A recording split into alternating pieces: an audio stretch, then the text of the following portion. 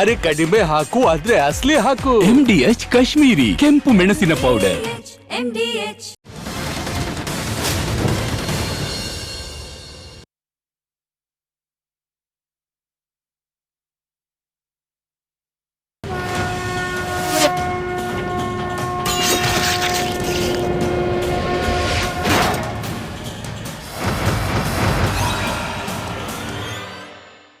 ನಮಸ್ಕಾರ. ವಾರಾಂತ್ಯದ ವಿಶೇಷ ವಾರ್ ಎಡಿಷನ್ ಮಹಾಭಾರತ ಚರ್ಚಾ ಕಾರ್ಯಕ್ರಮಕ್ಕೆ ಸ್ವಾಗತ. ನಾನು ಸ್ಮಿತಾ ರಂಗನಾಥ್.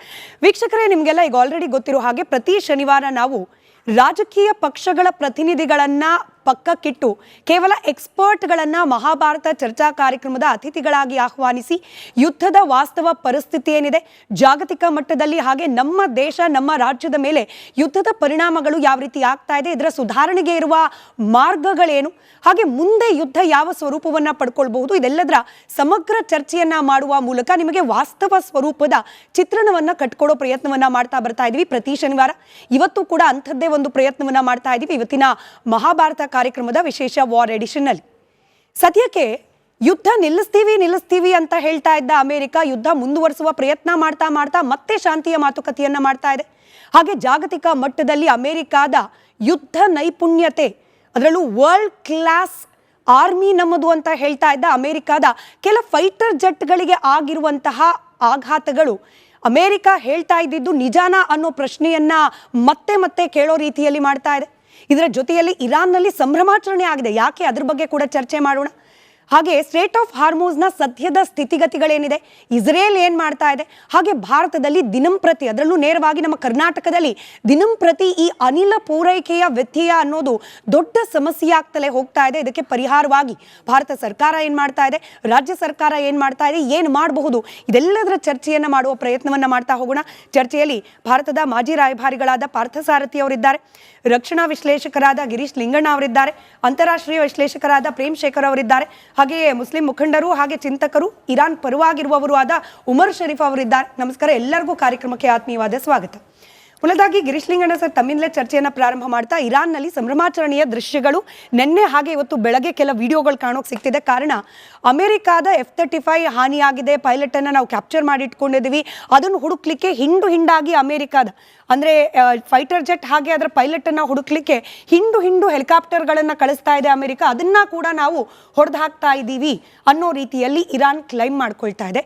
ನಿಜವಾಗ್ಲೂ ಇದು ಸತ್ಯ ಅಥವಾ ಅರ್ಧ ಸತ್ಯ ಆಗಿದ್ರೂ ಕೂಡ ಅಮೆರಿಕ, ಅದರಲ್ಲೂ ನೇರವಾಗಿ Trump is losing his military hardware, ಹೌದಾ, ಹೀಗೆ ನಾವು ಪರಿಗಣಿಸ್ಬೋದಾ ಸದ್ಯಕ್ಕೆ? ಡೆಫಿನೆಟ್ಲಿ ವಾರ್ ಅಂದಮೇಲೆ ಮಿಲ್ಟ್ರಿ ಎಕ್ವಿಪ್ಮೆಂಟ್ಸ್ ಲೂಸ್ ಆಗುತ್ತೆ, ಇಲ್ಲ ಅಂತ ನಾನು ಹೇಳಲ್ಲ. May be yesterday I was reading somewhere they have lost around $2.9 billion ಅಷ್ಟು ಮಿಲ್ಟ್ರಿ ಎಕ್ವಿಪ್ಮೆಂಟ್ಸ್ ಲಾಸ್ಟ್ ಆಗಿದೆ ಅಂತ ಹೇಳ್ತಾಯಿದ್ರು. ನಿನ್ನೆ ಹೊಡೆದಿದ್ರಲ್ಲಿ F-15E, it was 2 pilot aircraft, because one was the pilot, the other was the weapon officer. So ಅದರಲ್ಲಿ ಒಬ್ಬರು as escaped and one more person has landed and whoever catch him ಅವನಿಗೇನೋ ಒಂದು bounty announce ಮಾಡಿದರು, 16,000 they had announced a bounty. Of course F-35 central ಇರಾನಲ್ಲಿ they have hit ಅಂತ ಹೇಳ್ತಾಯಿದ್ರು, but there was no idea about the pilot. They had sent C-130 ಏರ್ಕ್ರಾಫ್ಟ್ಸ್ನೆಲ್ಲ ಕಳಿಸಿದ್ರು, low flying aircrafts, to find out whether is visible or whether they can extract him out ಏನೋ ನೋಡ್ತಾ ಇದ್ರು. But I don't know after that what happened ಅಂತ ನಾನು I could not follow up whether they have found it or not. See, everything is okay. ಇಲ್ಲಿ ನನಗೆ ಏನು ಅನಿಸ್ತಾ ಇದೆ ಅಂದರೆ, Israel has a strategy for this war. ಇಸ್ರೇಲಿಗೆ strategy ಇದೆ ಈ ವಾರಲ್ಲಿ. ಏನು ಸ್ಟ್ರಾಟಜಿ ಇದೆ? They want to downgrade the military strength, they want to see that the regime collapses or the country is fragmented at least and a civil war start ಆಗಲಿ, so that ಅಲ್ಲಿನ ಆಡಳಿತ ಕುಸ್ತೋಗಲಿ, so that we are safe and ಅಲ್ಲಿರೋ government ನೋಡ್ಕೊಳ್ಳಿ. Iran has a strategy ಅಂದರೆ ಅವರು defend ಮಾಡ್ಕೋಬೇಕು, ನಮ್ಮ ದೇಶನ, ನಮ್ಮ ಸಾವರ್ನಿಟಿನ ನಾವು ಕಾಪಾಡ್ಕೋಬೇಕು. How long we can stretch the war, ಅಲ್ಲಿ ತನಕ ನಮಗೊಂದು ಗೆದ್ದಂಗೆ ಆಗುತ್ತೆ. So they have certain things in their mind, so they are fighting for that, and they are very clear why they are fighting. They are using their strategy to keep themselves away from ಇದು ಅದು ಆಯಿತು. ಮೂರನೇದು ಬಂದಾಗ ಈಗಿರೋದು ಅಮೇರಿಕಾಗೆ ಅವರು ಯಾವ strategy ಮೇಲೆ ಮಾಡ್ತಾ ಇದ್ದಾರೆ ಅಂತ ಅವ್ರಿಗೆ ಅರ್ಥನೇ ಆಗ್ತಾ ಇಲ್ಲ. ಒಂದು ಫಸ್ಟ್ ಹೇಳಿದ್ರು ರೆಜಿಮ್ ಚೇಂಜ್ ಆದರೆ ಆಗುತ್ತೆ, they fail that strategy. Next ಈಗ ಬಂದರು ಸ್ಟ್ರೈಟ್ ಆಫ್ ಹಾರ್ಮೋಸು. ಅವ್ರು ವಾರ ಮುಂಚೆ ಅದು ಓಪನ್ನೇ ಆಗಿತ್ತು, ಚೆನ್ನಾಗೇ ಇತ್ತು, ಯಾವ ಪ್ರಾಬ್ಲಮ್ಮು ಇರಲಿಲ್ಲ. It was in international open waters ಇತ್ತು, ಅಲ್ಲಿ ಯಾವ ಟಾಲು ಇರಲಿಲ್ಲ, ಏನೂ ಇರಲಿಲ್ಲ. ಇವ್ರು ಯುದ್ಧ ಮಾಡೋಕ್ಕೆ ಹೋಗಿ ಅದನ್ನೊಂದು ದೊಡ್ಡ ಪ್ರಾಬ್ಲಮ್ ಮಾಡಿ ಇಟ್ಬಿಟ್ಟಿದ್ದಾರೆ. So now the problem is whether they want to open the strait of Hormuz, ಇಲ್ಲ whether they want to take the ಕಬ್ಜಾ of this Kharg island and take the control of oil and control the China. ಅವ್ರ ಕುತ್ತಿಗೆ ಹಿಡಿಯೋ ಅದೊಂದು ಇದೆಯಾ target, ಏನು ಅನ್ನೋದೇ ಅವ್ರ ಸ್ಟ್ರಾಟಜಿ ಅವ್ರಿಗೆ ಗೊತ್ತಾಗ್ತಾ ಇಲ್ಲ. ಸುಮ್ಮನೆ ಕಳಿಸ್ತಾ ಇದ್ದಾರೆ ಗ್ರೌಂಡ್ ಫೋರ್ಸಸ್ನ. ಆ ಗ್ರೌಂಡ್ ಫೋರ್ಸಸ್ಗೆ ಏನು ಮಾಡಬೇಕು ಅನ್ನೋದು ಗೊತ್ತಿಲ್ಲ. See you cannot send a ground force without a strategy. ಏನಾದ್ರು ಒಂದು ಹೇಳ್ಬೇಕು ಅವ್ರಿಗೆ, ನೀನು ಇದು ಕೆಲಸ ಮಾಡಪ್ಪ, ಒಳಗಡೆ ನುಗ್ಗಿ ಇದು ಮಾಡು ಅಂತ. ಅಲ್ಲಿ ಏನೂ ಇಲ್ಲ, ಅಲ್ಲಿ ಏನಕ್ಕೆ ನುಗ್ಗಿ ಏನು ಮಾಡ್ತಾರೆ ಅನ್ನೋದು ಅವ್ರಿಗೆ ಗೊತ್ತಿಲ್ಲ. So this is where America is totally confusing. Trump ಹೇಳೋದನ್ನು ಯಾರು ಕೇಳ್ತಾನೂ ಇಲ್ಲ. ಮೊನ್ನೆ ಮಾತಾಡಿದ್ಮೇಲೆ $5 ಜಾಸ್ತಿ ಆಯಿತು ಬ್ಯಾರಲ್ಲು. ಟ್ರಂಪ್ ಹೇಳಿಕೆ ಆದಮೇಲೆ $5 ಬ್ಯಾರಲ್ ಜಾಸ್ತಿ ಆಯಿತು. ನಾವು ಯುದ್ಧ 2 ವಾರದಲ್ಲಿ ಮುಗಿಸ್ತೀವಿ, ವಿ ಆರ್ ಗೋಯಿಂಗ್ ಸ್ಟ್ರಾಂಗ್ ಅಂದರೆ even the whole of the world is not believing what Trump is talking. ಇದ್ದಕ್ಕಿದ್ದಂಗೆ ಈಸ್ ರಿಮೂವಿಂಗ್ ದ ಪೀಪಲ್, ಇದ್ದಕ್ಕಿದ್ದಂಗೆ is sending the people out. ಯಾಕೆ ಕಳಿಸ್ತಾ ಇದ್ದಾನೆ, ಏನು ಮಾಡ್ತಾ ಇದ್ದಾನೆ, none knows what he is doing. He is causing the problem to America and he is causing the problem to the whole world. Correct. ಈ removing people ಬಗ್ಗೆನೂ ನಾನು ವಿಶೇಷವಾಗಿ ಪ್ರಶ್ನೆ ಕೇಳಬೇಕು. ಅದಕ್ಕೆ ಮುಂಚೆ ಪಾರ್ಥಸಾರಥಿ ಸರ್, 2-3 ವಾರ ನಾವು ಇನ್ನೂ full out all out stronger ವಾರ್ನ ಮಾಡ್ತೀವಿ, ಅಲ್ಲಿಗೆ ಮುಗ್ದೋಗುತ್ತೆ ಯುದ್ಧ ಅಂತ ಅಮೆರಿಕಾದ ಅಧ್ಯಕ್ಷರಾದ ಟ್ರಂಪ್ ಹೇಳ್ತಾ ಇದ್ರು ಕೂಡ, ಅದೇ ಅಮೆರಿಕಾದ ಇಂಟೆಲಿಜೆನ್ಸ್ ರಿಪೋರ್ಟ್ ಹೇಳುತ್ತೆ ಅಮೆರಿಕದ ಬಳಿಯಲ್ಲಿ ಅಪ್ ಟು 50% ಇನ್ನೂ ಕೂಡ ಅವರ ವೆಪನರೀಸ್ ಹಾಗೆ ಇಂಟ್ಯಾಕ್ಟ್ ಆಗಿ ಉಳಿದಿದೆ. ಒಂದು ಕಡೆ ಏರ್ ಡಿಫೆನ್ಸ್ ಹೊಡೆದಾಕಿದ್ವಿ, ಅವರ ಮಿಸೈಲ್ಗಳನ್ನ ಹೊಡೆದಾಕ್ತೀವಿ ಅಂತ ಹೇಳ್ತಾ ಇರುವ ಟ್ರಂಪ್, ಅದಕ್ಕೆ ಕಾಂಟ್ರಾಸ್ಟ್ ಅನ್ನೋ ರೀತಿಯಲ್ಲಿ ಅವರದೇ ದೇಶದ ಇಂಟೆಲಿಜೆನ್ಸ್ ಕೊಡ್ತಾ ಇರುವ ರಿಪೋರ್ಟ್. ಹೌದು, ಟ್ರಂಪ್ನ ಮಾತನ್ನು ಯಾರು ಕೂಡ ನಂಬೋ ಪರಿಸ್ಥಿತಿಲಿ ಇಲ್ಲ, ಆದರೆ ನಂಬೇಕಾಗಿರೋದು ಯಾವುದನ್ನ ಅಂತ ಸದ್ಯಕ್ಕೆ ಇವಾಗ ಟ್ರಂಪ್ ಪರಿಸ್ಥಿತಿ ಯಾವ ಥರ ಇದೆ ಅಂದರೆ, ಅವರಿಂದ ಯುದ್ಧ ಆಗ್ತಾ ಇರೋದು ಇರಾನ್ನಲ್ಲಿ, ಆದರೆ ಇಡೀ ಪ್ರಪಂಚ ಒಂದು ಅಪಾಯಕಾರಿ ಘಟ್ಟವನ್ನು ಮುಟ್ಟಿದೆ. ಯಾಕೆಂದರೆ ಅವರು ಹೇಳಿದ್ದು, ನಮ್ಮ ಲಿಂಗಣ್ಣ ಅವರು ಈಗ ತಾನೇ ಹೇಳಿದಾಗೆ, ಇಸ್ರೇಲ್ ಗೋಲ್ಗಳೇ ಬೇರೆ. ಅವರಿಗೆ ಬೇಸಿಕಲಿ ಅವ್ರಿಗೆ ಹಮಾಸ್ ಹೊಡೆದಿದ್ದಾಯಿತು, ಹೆಜ್ಬುಲ್ಲಾ ಆಯಿತು, ಸಿರಿಯಾ ಆಯಿತು. ಅದಾದಮೇಲೆ ಇರಾನನ್ನು ಎಷ್ಟು ಡಿಗ್ರೇಡ್ ಮಾಡೋಕ್ಕಾಗುತ್ತೆ ಅಷ್ಟು ಡಿಗ್ರೇಡ್ ಮಾಡಿ ಅವರು ಇನ್ನೂ ಒಂದು 20 ವರ್ಷ ಇಸ್ರೇಲ್ ಕಡೆ ನೋಡದೇ ಇರೋ ಥರ ಮಾಡೋದು, ಅಷ್ಟೇ ಅವ್ರಿಗೆ ಬೇಕಾಗಿರೋದು. ಆದರೆ ಅಮೇರಿಕಾದಲ್ಲಿ ಏನಿತ್ತು, ಅಮೇರಿಕಾ ಪ್ರಪಂಚದಲ್ಲೇ ಅತ್ಯಂತ ಶಕ್ತಿಶಾಲಿ ರಾಷ್ಟ್ರ, ಈಗಲೂ ಕೂಡ ಅದೇ ಆಗಿರೋದು. ಆದರೆ ಟ್ರಂಪ್ ಅವ್ರು ಏನು ಮಾಡಿಕೊಂಡ್ರು ಅಂದರೆ, ಅಲ್ಲಿ ವೆನಿಜುವೆಲಾನಲ್ಲಿ ಅವರು ಪ್ರೆಸಿಡೆಂಟನ್ನು ಕಿಡ್ನ್ಯಾಪ್ ಮಾಡ್ಕೊಂಡು ಬಂದಾದಮೇಲೆ, ಅದೇ ಥರ ನಾವು ಇಲ್ಲಿ ಹೋಗಿ ಇರಾನ್ ಮುಂದೆ ನಿಂತ್ಕೊಂಡು ನಮ್ಮ ಎಷ್ಟು ಪವರ್ ಇದೆ ಅದನ್ನೆಲ್ಲ ತೋರಿಸಿ ಮಾಡಿದ್ರೆ, ಅಲ್ಲಿನ ಲೀಡರ್ ಇದ್ದಾರಲ್ಲ, ಶಿಯಾ ಲೀಡರ್ ಅಲಿ ಖಮೇನೆ, ಅವರನ್ನು ಅಸಾಸಿನೇಟ್ ಮಾಡಾದ್ಮೇಲೆ ಅವರು ಬಂದ್ಬಿಟ್ಟು ಶರಣಾಗತರಾಗ್ಬಿಡ್ತಾರೆ ಅಂತ ಅಂದ್ಕೊಂಡಿದ್ರು. ಆದರೆ ಇರಾನು ಬೇರೆ ದೇಶ, ಇದು ಇರಾಕು, ಲಿಬಿಯಾ ಈ ಥರ ಸಣ್ಣ ಪುಟ್ಟ ದೇಶಗಳ ಥರ ಅಲ್ಲ. ಅವರು 20 ವರ್ಷದಿಂದ ಅಮೇರಿಕಾ ಹೇಗೆ ಯುದ್ಧ ಮಾಡುತ್ತೆ ಅನ್ನೋದನ್ನು ಚೆನ್ನಾಗಿ ಅಭ್ಯಸಿಸಿ ಅವರು ಡೈರೆಕ್ಟಾಗಿ ನೇವಲ್ ಫೋರ್ಸ್, ದೊಡ್ಡ ನೇವಲ್ ಫೋರ್ಸ್ ಇಟ್ಕೊಳ್ಳಿಲ್ಲ, ದೊಡ್ಡ ಏರ್ ಫೋರ್ಸ್ ಇಟ್ಕೊಳ್ಳಿಲ್ಲ. ಯಾಕೆಂದರೆ ಅದರಿಂದ ಯಾವುದೂ ಉಪಯೋಗ ಇಲ್ಲ ಅವ್ರಿಗೆ. ಆದ್ದರಿಂದ ಅವರು ಅಸಿಮೆಟ್ರಿಕ್ ವಾರ್ಫೇರ್ ಹೇಗೆ ಮಾಡ್ಬೋದು ಅನ್ನೋದನ್ನು ಚೆನ್ನಾಗಿ ಯೋಚನೆ ಮಾಡಿ ಹೇಗೆ ಮಾಡ್ಬೋದು ಅಂತ ಅಂದ್ಕೊಂಡು ಅವ್ರು ರೆಡಿಯಾಗಿದ್ದರು. ಇವರು ಹೋಗಿ ಆ ಟ್ರ್ಯಾಪ್ನಲ್ಲಿ ಸಿಕ್ಕಾಕೊಂಡ್ರು. ಇವಾಗ ಒಂದಾಯಿತು. ಎರಡನೇದೇನು ಅಂದರೆ, ನಾವು ಇಷ್ಟೊಂದು ಪ್ರಭಾವಶಾಲಿ ರಾಷ್ಟ್ರ ಇದ್ದೀವಿ, ನಾವು ಅಲ್ಲಿ ಸ್ಟ್ರೇಟ್ ಆಫ್ ಹಾರ್ಮೋಸ್ ಇದೆಯಲ್ಲ, ಅದನ್ನು ನಾವು ಹೇಳಿದ ತಕ್ಷಣ ಒಂದು ನಮ್ಮ ಫ್ರಿಗೇಟೋ ಯಾವುದೋ ಒಂದು ವೆಸಲನ್ನು ಅಲ್ಲಿ ಕಳಿಸಿ ಜೋರು ಮಾಡಿದ್ರೆ ಅಲ್ಲಿ ಬಿಟ್ಬಿಡ್ತಾರೆ ಹೆದರ್ಕೊಂಡು. ಅಲ್ಲಿ ಸಾವಿರಾರು ಹಡಗುಗಳು, ಸಾವಿರಾರು ಟ್ಯಾಂಕರ್ಗಳು ಆರಾಮವಾಗಿ ಹೋಗ್ತಾ ಇದ್ದ ಕಡೆ ಇವಾಗ ಯಾವುದೇ ಫೋರ್ಸ್ ಕೂಡ ಅವರನ್ನು ಅಲ್ಲಿಂದ ಒಂದು ವೆಹಿಕಲನ್ನು ಇರಾನಿನ ಪರ್ಮಿಷನ್ ಇಲ್ಲದೆ ಅಲ್ಲಿ ಸೇಫ್ ಆಗ್ತಾರೋಕ್ಕೆ ಸಾಧ್ಯ ಇಲ್ಲ. ಅದು ಇವರ ನ್ಯಾಟೋ ಮೆಂಬರ್ಸ್, ಬೇರೆ ನ್ಯಾಟೋ ಮೆಂಬರ್ಸ್ ಯುರೋಪಲ್ಲೆಲ್ಲ ಇದ್ದಾರಲ್ಲ, ಅವರೆಲ್ರಿಗೂ ಗೊತ್ತಾಗಿದೆ. ಅವರು ಎಲ್ಲರೂ ಈ ಟ್ರಂಪ್ ಹೇಳ್ತಾ ಇದ್ದಾರಲ್ಲ, ಅವ್ರ ಸಪೋರ್ಟ್ ಬಿಟ್ಬಿಟ್ರು. ಇವಾಗ ಟ್ರಂಪ್ ಹೊರಗಡೆ ಹೋಗಬೇಕು ಅಂದರೆ ಹೇಗಾದರೂ ಮಾಡಿ ನಾವು ವಿನ್ ಆಯಿತು, ನಾವು ಜಯಶಾಲಿಗಳಾಗಿ ಅವ್ರನ್ನ ಬಿಟ್ಟು ಹೋಗ್ತಾ ಇದ್ದೀವಿ ಅಂತ ಹೇಳ್ಕೋಬೇಕು. ಹೇಗೆ ಹೇಳ್ಕೊಳಕ್ಕಾಗತ್ತೆ? ಅವ್ರು ರಿಜಿಮ್ ಚೇಂಜ್ ಮಾಡ್ತೀವಿ ಅಂತ ಅಂದರು. ಅವರು 87 ವರ್ಷದ ಸೀನಿಯರ್ ಅಲಿ ಖಮೇನಿಯನ್ನು ಅಸಾಸಿನೇಟ್ ಮಾಡಿದ್ರೆ, ಇವಾಗ ಅವ್ರಿಗಿಂತ ಮಚ್ ಯಂಗರ್ ಅವ್ರದೇ ಮಗ, ಇನ್ನೂ ಅವ್ರಿಗಿಂತ ಒಂದು ಸ್ವಲ್ಪ ಸ್ಟ್ರಾಂಗ್ ಲೈನರು ಮುಂದುವರಿಸಬಹುದು. ಆ ಥರ ಮುತ್ತಬ Ali Khamenei, he has become strong and he is providing leadership. ಯಾರಿಗೂ ಡೌಟ್ ಇಲ್ಲ ಅದ್ರ ಬಗ್ಗೆ. ಅದಾಯಿತು. ಆರಾಮಾಗಿ ಓಪನ್ ಆಗಿದ್ದ ಸ್ಟ್ರೇಟ್ ಆಫ್ ಹಾರ್ಮೋಸ್ ಇವಾಗ ಅವರು ಟಾಲ್ ಕೊಡೋ ಪರಿಸ್ಥಿತಿ ಬಂತು. ಯಾರೂ ಓಪನ್ ಮಾಡೋದಕ್ಕೆ ಸಿದ್ಧರಾಗಿಲ್ಲ. ಇವಾಗ ಇನ್ಫ್ಯಾಕ್ಟ್ 40 ದೇಶಗಳು ಒಂದು ಇದು ಮಾಡಿಬಿಟ್ಟು ಒಂದು ಕಾನ್ಫರೆನ್ಸ್ ಮಾಡಿ, ಆನ್ಲೈನ್ ಕಾನ್ಫರೆನ್ಸ್ ಮಾಡಿ UN-ನಲ್ಲಿ ಒಂದು ರೆಸೊಲ್ಯೂಷನ್ ತರ್ತಾ ಇದ್ದಾರೆ. ಏನಂದರೆ ಹೇಗಾದರೂ ಮಾಡಿ ಅದನ್ನು ಓಪನ್ ಆಗಿಡಬೇಕು ಸ್ಟ್ರೇಟ್ ಆಫ್ ಹಾರ್ಮೋಸನ್ನು ಅಂತ. ಅದಕ್ಕೆ 3 ದೇಶಗಳು particularly China, Russia and France ಅವರು ಫೋರ್ಸ್ ಯೂಸ್ ಮಾಡೋದಕ್ಕೆ ಒಪ್ಕೋತಾ ಇಲ್ಲ. ಅಂದರೆ ಇವರೆಲ್ಲರೂ ಏನು ಮಾಡ್ತಾ ಇದ್ದಾರೆ, UN ರೆಸೊಲ್ಯೂಷನ್ ತಂದುಬಿಟ್ಟು ಫೋರ್ಸ್ ಯೂಸ್ ಮಾಡಿ ಕೂಡ ಅದನ್ನು ಸ್ಟೇಟ್ ಆಫ್ ಹಾರ್ಮೋಸನ್ನು ಓಪನ್ ಮಾಡಿ ಇಟ್ಕೋಬೋದು ಅಂತ. ಬಟ್ ಅದನ್ನು ಮಾಡಿ ಉಪಯೋಗನೂ ಇಲ್ಲ, ಅದನ್ನು ಮಾಡೋದಕ್ಕೆ ಒಪ್ಕೊಳ್ತಾನೂ ಇಲ್ಲ. ಯಾಕೆಂದರೆ ಬರೀ ಇರಾನ್ದೇ ತಪ್ಪಿಲ್ಲ ಇಲ್ಲಿ. ಅವ್ರ ಪಾಡಿಗೆ ಅವರಿದ್ದರು, ಅವ್ರ ಮೇಲೆ ದಾಳಿ ಮಾಡಿರೋದು ಅವರು ತಮ್ಮಲ್ಲಿ ಏನು ಅವ್ರಿಗೆ ಎಲ್ಲಿ ಸ್ವಲ್ಪ ಸ್ಟ್ರೆಂತ್ ಇದೆ ಅದನ್ನು ಯೂಸ್ ಮಾಡ್ತಾ ಇದ್ದಾರೆ.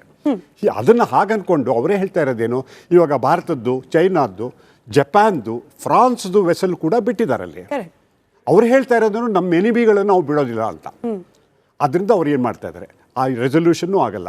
ಇನ್ನೊಂದು ಮಾಡಿದ್ರು, ಟ್ರಂಪ್ ಹೇಳಿದ್ರು ನಾವೆಲ್ಲ ಆಗೋಯ್ತು, ರಿಜಿಮು ಚೇಂಜು ಮಾಡಿಬಿಟ್ವಿ, ಅಲ್ಲಿ ಏನು ಹೊಡೆಯೋದಕ್ಕೆ ಉಳಿದೇ ಇಲ್ಲ, ನಾವು ಎಲ್ಲನೂ ಚಿಂದಿ ಮಾಡಬಿಟ್ವಿ. ನಾವು 2 ವರ್ಷದ ಹಿಂದೆ, ಈಗ ನಿನ್ನೆ ಕೂಡ ಅಲ್ಲಿ ಒಂದು ಇರಾನಲ್ಲಿ ಒಂದು ಹೈ ಬ್ರಿಡ್ಜ್ ಇದೆ, ಆ ಬ್ರಿಡ್ಜನ್ನು ಒಡೆದಾಕಿದ್ರು. ನಾವು 2 ವರ್ಷದಿಂದ ಇರಾನ್ಗೆ ಹೋಗಿದ್ದಾಗ ಅಲ್ಲಿ ಅದೇ ಬ್ರಿಡ್ಜ್ ಮೇಲೆ ನಿಂತ್ಕೊಂಡು ಎಷ್ಟು ಬ್ಯೂಟಿಫುಲ್ ಆಗಿದೆ ಎಲ್ಲ ನೋಡಿದ್ದೀವಿ.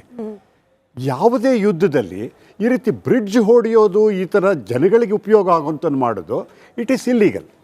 ಇಂಟರ್ನ್ಯಾಷನಲ್ ಲಾ ಪ್ರಕಾರ ಇದು ರಾಂಗ್. ಅದನ್ನು ಮಾಡಿಬಿಟ್ಟು ನಾವು ಏನೋ ಸಾಧಿಸಿದ್ದೀವಿ ಅಂತ ಹೇಳೋಕ್ಕೆ ಹೋಗೋದು, ಅದರಿಂದ ಯಾರೂ ಅವರಿಗೆ ಸಪೋರ್ಟ್ ಮಾಡ್ತಾ ಇಲ್ಲ. ಇವಾಗ ಏನಾಗಿದೆ, ನಿನ್ನೆ 2 ಏರ್ಕ್ರಾಫ್ಟ್ಗಳು, ಅಮೆರಿಕನ್ ಏರ್ಕ್ರಾಫ್ಟ್ಗಳು, ಒಂದು F-15E ಅಂತ ಅಂದ್ಬಿಟ್ಟು ಅದು ಆಯಿತು. ಅದರಲ್ಲಿ ಒಬ್ಬ ಪೈಲಟನ್ನು ರೆಸ್ಕ್ಯೂ ಮಾಡಿದ್ರು. ಇನ್ನೊಬ್ಬ ಪೈಲಟ್ಟು ಹೇಗಿದ್ದಾರೆ, ಎಲ್ಲಿದ್ದಾರೆ ಗೊತ್ತಿಲ್ಲ. ಅವ್ರು ಇಂಪ್ರಿಸನ್ ಆಗಿದ್ದಾರಾ ಇಲ್ಲ ಇನ್ನೂ ಏನಾಗಿದೆ ಗೊತ್ತಿಲ್ಲ. ಅದನ್ನು ರೆಸ್ಕ್ಯೂ ಮಿಷನ್ಗೆ ಹೋಗಿದ್ದು ಇನ್ನೊಂದು A-10 ವಾರ್ಥಾಗ್ ಅಂತ ಇನ್ನೊಂದು, ಅದನ್ನು ಫೈರ್ ಮಾಡಿ ಅವರು ಅಲ್ಲಿ ಸ್ಟ್ರೇಟ್ ಆಫ್ ಹಾರ್ಮೋಸಿಂದ ಸ್ವಲ್ಪ ಹೊರಗಡೆ ಅದು ಕ್ರ್ಯಾಶ್ ಆಯಿತು, ಕೆಳಗಡೆ ಹೋಯಿತು. ಅಲ್ಲಿಂದ ಪೈಲಟನ್ನು ರೆಸ್ಕ್ಯೂ ಮಾಡಿಕೊಂಡ್ರು. ಅಂದ್ರೆ ಏನಾಯಿತು ಅಂದರೆ, ನಾವು ಇರಾನಿನ ಎಲ್ಲ ಏರ್ ಫೋರ್ಸನ್ನ ಚಿಂದಿ ಮಾಡಿಬಿಟ್ಟಿದ್ದೀವಿ. ಚಿಂದಿ ಮಾಡಿದ್ರೆ ನಿಮ್ಮ ಏರ್ಕ್ರಾಫ್ಟ್ ಯಾಕಪ್ಪ ಆರಾಮಕ್ಕೆ ಹೋಗೋಕ್ಕಾಗ್ತಾ ಇಲ್ಲ? ನಿಮ್ಮ ನೇವಿ ಅಲ್ಲಿ ಏನು ನೇವಿನೇ ಇಲ್ಲ. ಇರಾನಲ್ಲಿ ಏನು ನೇವಿ ಇದೆ? ಬರೀ ಅವ್ರ ಇರೋದು 3 ಬೋಟ್ಗಳಿದೆ. ಹಾಗಾದರೆ ಅವ್ರ ಬೋಟ್ ಇಲ್ಲ ಅಂದರೆ ನೀವು ಸ್ಟ್ರೇಟ್ ಆಫ್ ಹಾರ್ಮುಜಲ್ಲಿ ನೀವು ಇಷ್ಟೊಂದು ಏರ್ಕ್ರಾಫ್ಟ್ ಕರಿಯರು, ಫ್ರಿಗೇಟ್ ಎಲ್ಲ ಇಟ್ಕೊಂಡು ನೀವು ಯಾತಕ್ಕೆ ನಿಮ್ಮ ಇದು ಹೋಗೋಕ್ಕಾಗ್ತಾ ಇಲ್ಲ? ಅಬ್ರಹಂ ಲಿಂಕನ್ ಹಿಂದೆ ಹೋಗ್ತಾ ಇದೆ, ಅಲ್ಲಿ ಯಾವುದೆಲ್ಲ ಹೋಗ್ಬಿಟ್ಟು ಈ ಥರ ಆಗಿರುವಾಗ ಅವ್ರಿಗೆ ಎಲ್ಲ ಗೊತ್ತಾಯಿತು. ಅಂದರೆ ಒಂದಾಯಿತು, ಟ್ರಂಪು ಈ ಯುದ್ಧ ಶುರು ಮಾಡಿದ್ರಿಂದ ಅಂದರೆ ಅಮೇರಿಕ ಇನ್ನೂ ಶಕ್ತಿಶಾಲಿಯಾಗಿದೆ, ಇನ್ನೂ 2 ದೇಶಗಳನ್ನು ಬಾಂಬ್ ಮಾಡ್ಬೋದು. ಆದರೆ ಅಮೇರಿಕಾದ ಘನತೆ ಏನಿತ್ತು, ಅಮೇರಿಕ ಒಂದು ರೀತಿಯಲ್ಲಿ ಪ್ರಪಂಚದಲ್ಲಿ ಅತ್ಯಂತ ಒಂಥರ ನಾಟ್ ಬರೀ ಪವರ್ಫುಲ್ ಅಲ್ಲ, ಬಹಳ ಇಂಪಾರ್ಟೆಂಟ್ ದೇಶ ಅಂತೇನಿತ್ತು, ಅದ್ರ ಬಗ್ಗೆ ಬಹಳ ಧಕ್ಕೆ ಬಂತು. ಅವರ ಸ್ನೇಹಿತರು ಕೂಡ, ಯುರೋಪ್ನಲ್ಲಿರೋರು ಕೂಡ, ಎಲ್ಲರೂ ಯಾರೂ ಕೂಡ ಅವ್ರ ಜೊತೆಗಿರೋದಕ್ಕೆ ಇತ್ತ ಇಲ್ಲ. ಅವರು ಅಲ್ಲಿ ಇವಾಗ ಏನು ಮಾಡಿದ್ರು, ಇದೆಲ್ಲ ಆಗೋದಿಲ್ಲ, ನಾವು ಹೇಗಿದ್ರು ನಮ್ಮ ಸೋಲ್ಜರ್ಸನ್ನ, ಮರೀನ್ಸನ್ನ ತೊಗೊಂಡೋಗ್ಬಿಟ್ಟು ಅಲ್ಲಿ ಕಾರ್ಗೈಲ್ಯಾಂಡ್ ದಾಳಿ ಮಾಡಬೇಕು, ಇಲ್ಲ ಹೇಗಾದರೂ ನಾವು ಒಂದು ಆಪರೇಷನ್ ಮಾಡಿ ಅಲ್ಲಿರೋ 450 ಕಿಲೋಗ್ರಾಮ್ ಯುರೇನಿಯಂ, ಎನ್ರಿಚ್ಡ್ ಯುರೇನಿಯಂ ಇದೆಯಲ್ಲ, ಅದನ್ನು ಹೇಗಾದರೂ ನಾವು ಒಂದು ಆಪ್ರೇಷನ್ ಮಾಡಿ ಸಕ್ಸಸ್ ಮಾಡಿಬಿಡಬೇಕು ಅಂತ ಹೋಗಿ.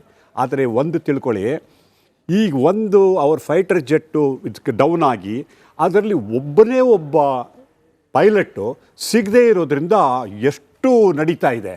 ಅಕಸ್ಮಾತ್ ಇವರೇನಾದ್ರು ಲ್ಯಾಂಡ್ ಆಪರೇಷನ್ ಮಾಡೋಕ್ಕೆ ಹೋಗಿ ಅಲ್ಲಿ ಕಾರ್ಗೈಲ್ಯಾಂಡಲ್ಲೇ ಡ್ರಾಪ್ ಮಾಡ್ತಾರೆ ಮರೀನ್ಸು ಅವರನ್ನೆಲ್ಲ ಅಂತ ಇಟ್ಕೊಳ್ಳಿ, ಅಥವಾ ಇವರೇ 1000 ಜನ ಹೋಗಿ ಇನ್ವೇಡ್ ಮಾಡೋಕ್ಕೆ ಹೋಗ್ತಾರೆ. ಅಲ್ಲಿ ಹೋಗಿ 100 ಜನ ಸತ್ತು 100 ಜನ ಪ್ರಿಸನರ್ಸ್ ಆದರೆ ಅವಾಗ ಏನಾಗುತ್ತೆ ನೋಡಿ. But we are ready to make one more Vietnam ಅಂತ ಹೇಳಿದ ಟ್ರಂಪ್ ಬಾಡಿ ಬ್ಯಾಗ್ಸ್ ಬಂದರೂ ಕೂಡ ಪರವಾಗಿಲ್ಲ, ನಾವು ಯುದ್ಧ ಗೆಲ್ತೀವಿ ಅನ್ನೋ ಮನಸ್ಥಿತಿಲಿರೋ ಟ್ರಂಪ್, ವಿಲ್ ಹಿ ಕೇರ್? ಅದ್ರ ಬಗ್ಗೆ ಕೂಡ ಪ್ರಶ್ನೆ ಇದೆ ಸರ್.